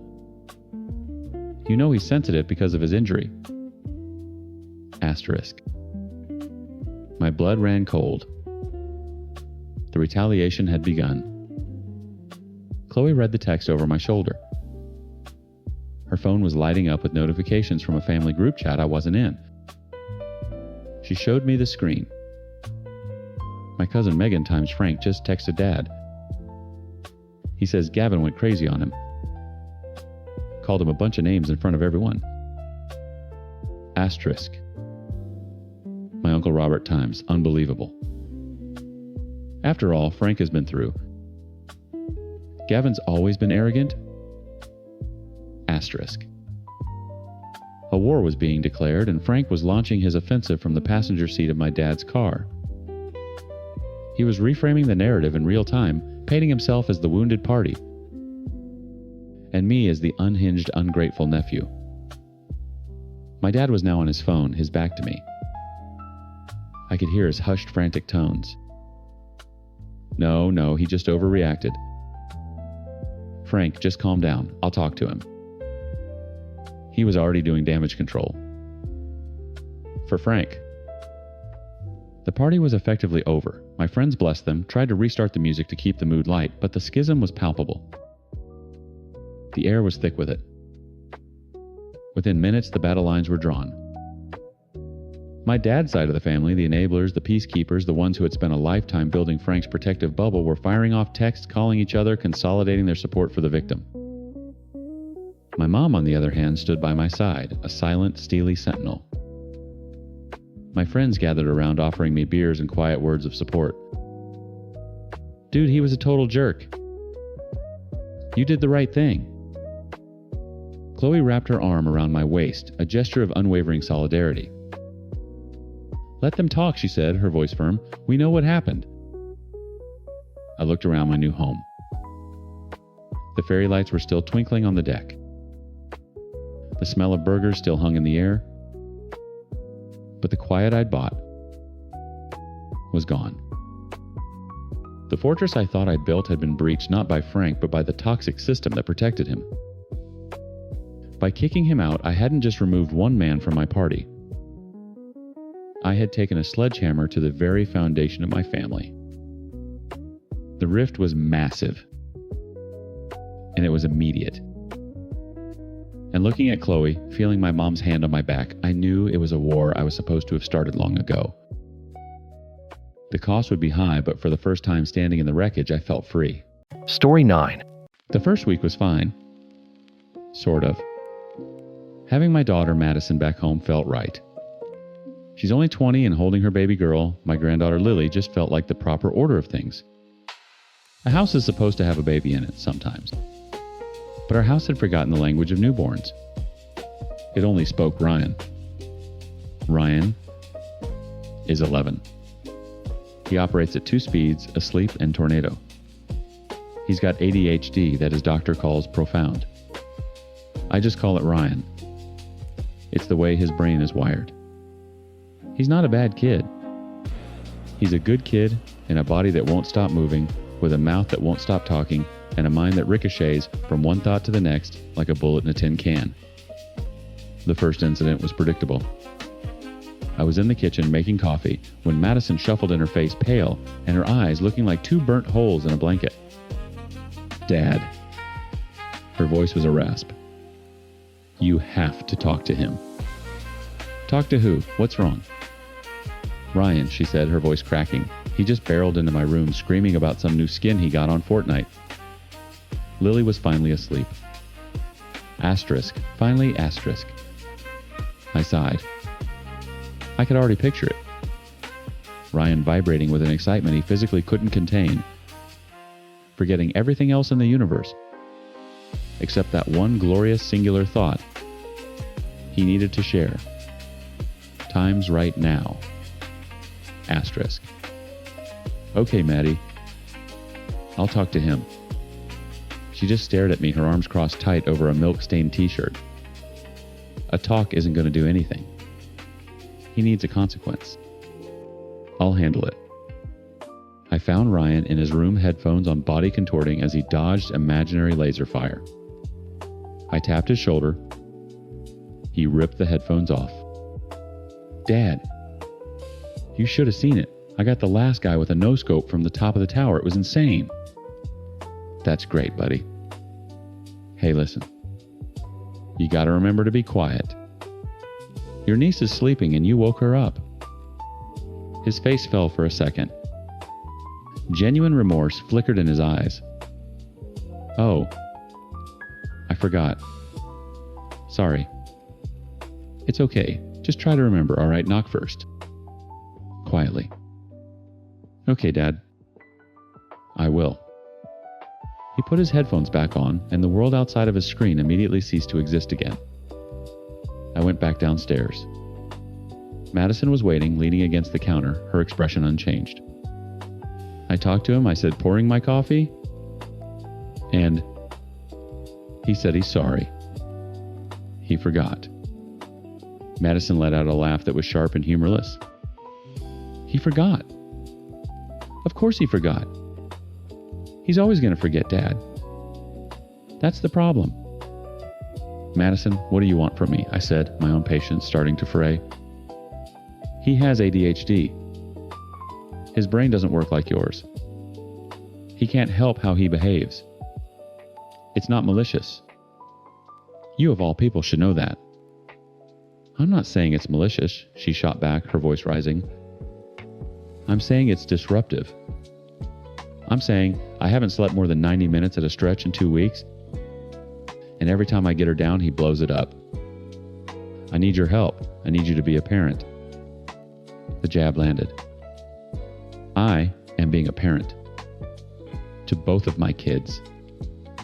That includes the one who needs a little more understanding. He's your brother. Cut him some slack. She just shook her head, a tear of pure exhaustion rolling down her cheek. Just try to keep him away from my door. Please. I tried. God, I tried. But telling Ryan to be quiet is like telling the ocean not to have waves. For the next week, it was a constant battle. Ryan, indoor voice. Ryan, stop running in the hall. Ryan, for the love of God, don't slam the door. Each time he'd give me that same look of brief, sincere regret. Sorry, Dad. And 5 minutes later, he'd be bouncing off the walls again, the promise vaporized by the next impulse. Madison started putting a chair under her doorknob. It didn't work. Ryan, thinking the door was just stuck, would jiggle and yank it until the chair scraped across the floor with a screech that was worse than him just opening it. Or he'd just bang on the wood. Maddie, you in there? The internet's down. The noise always woke the baby. The house grew thick with the tension you could taste. Madison stopped talking to me, communicating only in sharp, single-word answers. She looked haunted. Lily was always fussy, now overtired and miserable. Her cries were a constant grating soundtrack in the background of our lives. I felt Madison's anger radiating through the floorboards. And it made me angry too. I was doing my best. I was juggling a sleep-deprived daughter with a newborn and a special needs son. Why couldn't she see I was on her side, on both her sides? She was making it seem like I had to choose. This afternoon, a miracle happened. Silence. Lily had been screaming for 3 solid hours. A painful, colicky shriek that felt like it was drilling into my skull. I watched Madison pace the living room with her bouncing, shushing her face, a mask of desperation. Finally, around 4 o'clock, the crying stopped. Madison stood frozen in the middle of the room for a full minute listening. Then she crept up the stairs with the stealth of a bomb squad technician. I sank into the recliner, the sudden quiet roaring in my ears. I turned on the TV, keeping the volume on a whisper. Ryan was in his room, hopefully engrossed in his game. For the first time all day, I felt my shoulders unclench. Maybe we'd turned a corner. Maybe things would be okay. I closed my eyes just for a second, soaking in the peace. That's when I heard it. A loud, triumphant shout from upstairs. "Yes, level up!" It was Ryan. His voice, unfiltered and explosive, echoed through the quiet house. It was followed a half-second later by a sound that made every nerve in my body stand on end. The frantic, piercing wail of a startled baby. But there was another sound, too. A sound I'd never heard from my daughter before. It wasn't a cry or a complaint. It was a roar. A gut-wrenching scream of pure, spent fury that was more animal than human. Ryan. The sound of her bedroom door slamming open cracked like a gunshot, so hard I felt the vibration through the floor. The baby's cries pitched higher, mingling with Madison's enraged, incoherent shouting. I heard a thud, then a sharp, hurt yelp from my son. My blood ran cold. I dropped the remote and launched myself out of the chair, my heart pounding against my ribs as I took the stairs 2 at a time. I got to the top of the stairs just as Madison lunged, not at Ryan, but at her own bedroom door, slamming it shut. Ryan was on the floor in the hallway, curled up and sobbing. The baby's screams were now muffled, a desperate, frantic sound from behind the closed door. "What the hell did you do?" I bellowed at the door. I knelt beside Ryan, putting my hands on his shaking shoulders. "Buddy, are you okay? Did she push you?" He looked up at me, his face red and streaked with tears. I just wanted to tell her about the V-Bucks I earned. I forgot to knock. The door flew open again. Madison stood there, a wild look in her eyes. She wasn't holding Lily. He didn't forget to knock, Dad. He forgot he was a person. He kicked the door open because the chair was under the knob and screamed in his loudest voice 2 feet from her bassinet. On purpose. It wasn't on purpose, Ryan wailed. It was an accident. I stood up, putting myself between Madison and my son. I pointed a finger at her. I don't care what he did. Look at him. There's no excuse for making your brother cry like that. None.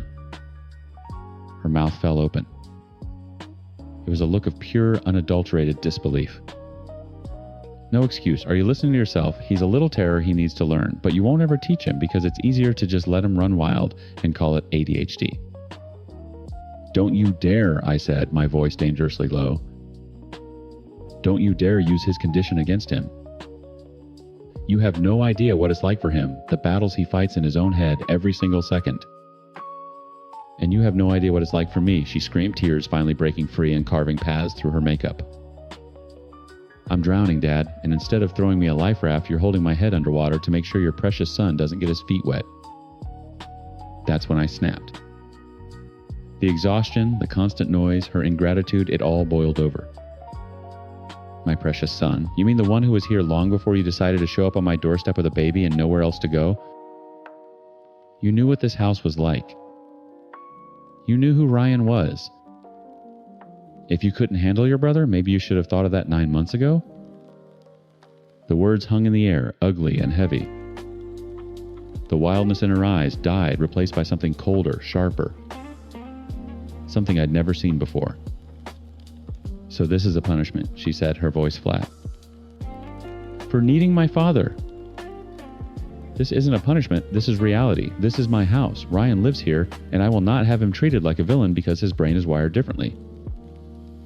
If you can't deal with that, I said the final fatal words, tumbling out before I could stop them, then you can get out. For a long moment, she just stared at me. The baby's cries from inside the room were the only sound. Madison didn't cry. She didn't yell. She just nodded, a tiny, almost imperceptible movement. Then she turned, walked back into her room, and closed the door behind her with a soft, final click. I stood in the hallway, my heart hammering. I got Ryan up and took him to his room, told him it wasn't his fault that Maddie was just tired. He sniffled and booted up his game, the crisis already fading from his mind. I went downstairs, my hands still shaking with adrenaline. I felt a surge of righteousness. I had defended my son. The one who couldn't defend himself. Madison was an adult. She'd get over it. She'd realize she was wrong to scream at a kid, her own brother. She'd come down and apologize. I poured a glass of whiskey, sank into my recliner, and waited for the apology that was surely coming. An hour passed. The only sound was the clicking of Ryan's keyboard upstairs. The baby had finally, blessedly gone quiet. Then I heard it. Not shouting, not crying. A different sound. The methodical scrape of a drawer opening. A soft thud. Another drawer. It was the sound of packing. I sat up straight, the whiskey souring in my stomach. She was bluffing. Just trying to make me feel guilty. It was petty. It was manipulative. I wasn't going to fall for it. But the sounds continued. The distinct zip of a duffel bag. The muffled click of hangers being pulled from a closet rod. I went to the bottom of the stairs. Madison, I called up. No answer. Maddie, don't be dramatic. Silence. My righteousness began to curdle into a sick, creeping dread. I walked up the stairs and stood in her open doorway. Suitcases I hadn't seen in years were open on her bed. She was folding tiny onesies and sleepers into neat stacks, her movements calm and deliberate. She didn't look at me. What are you doing? I asked, my voice weaker than I intended. She picked up a stack of diapers and placed them in a bag. Madison, stop this. You're overreacting. We can talk about this. She zipped a bag shut and slung it over her shoulder. Then she picked up another. She moved past me out of the room, as if I were a piece of furniture. I followed her downstairs, my feet feeling like lead. She set the bags by the front door. Where are you going to go? I demanded. It's almost dark. Don't be stupid. She ignored me, heading back upstairs. I heard her moving around then. She came back down holding Lily's car seat in one hand. The baby was asleep inside a tiny, perfect bundle, oblivious. My chest tightened. This wasn't a bluff. Maddie, please, I said, my voice cracking. Don't do this. She stopped at the front door and finally looked at me. The coldness in her eyes struck me like a physical blow. All the warmth, all the love, all the history between us, it was gone. Erased. In its place was the cool, polite disinterest you'd give a stranger who'd held the door for you.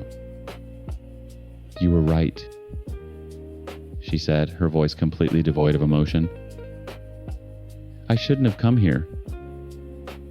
It was a mistake to think this was a place for her. Or for me. She turned the doorknob.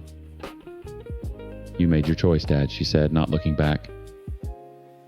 You chose who needed you more, Now live with it." Then she was gone. The door clicked shut behind her, and a moment later I heard the engine of her beat-up Civic turn over. I watched through the window as her taillights disappeared down the street. The house was silent. Utterly, completely silent. Ryan appeared at the top of the stairs, a shadow in the dim hallway light. "Is Maddie gone?" he asked, his voice small. "Is she still mad at me?" I stared at the empty space by the door, where my granddaughter's car seat had been just moments before. I had won. I had protected my son. I had established the rules of my house. And in the crushing, deafening silence, I realized my victory felt exactly like losing everything.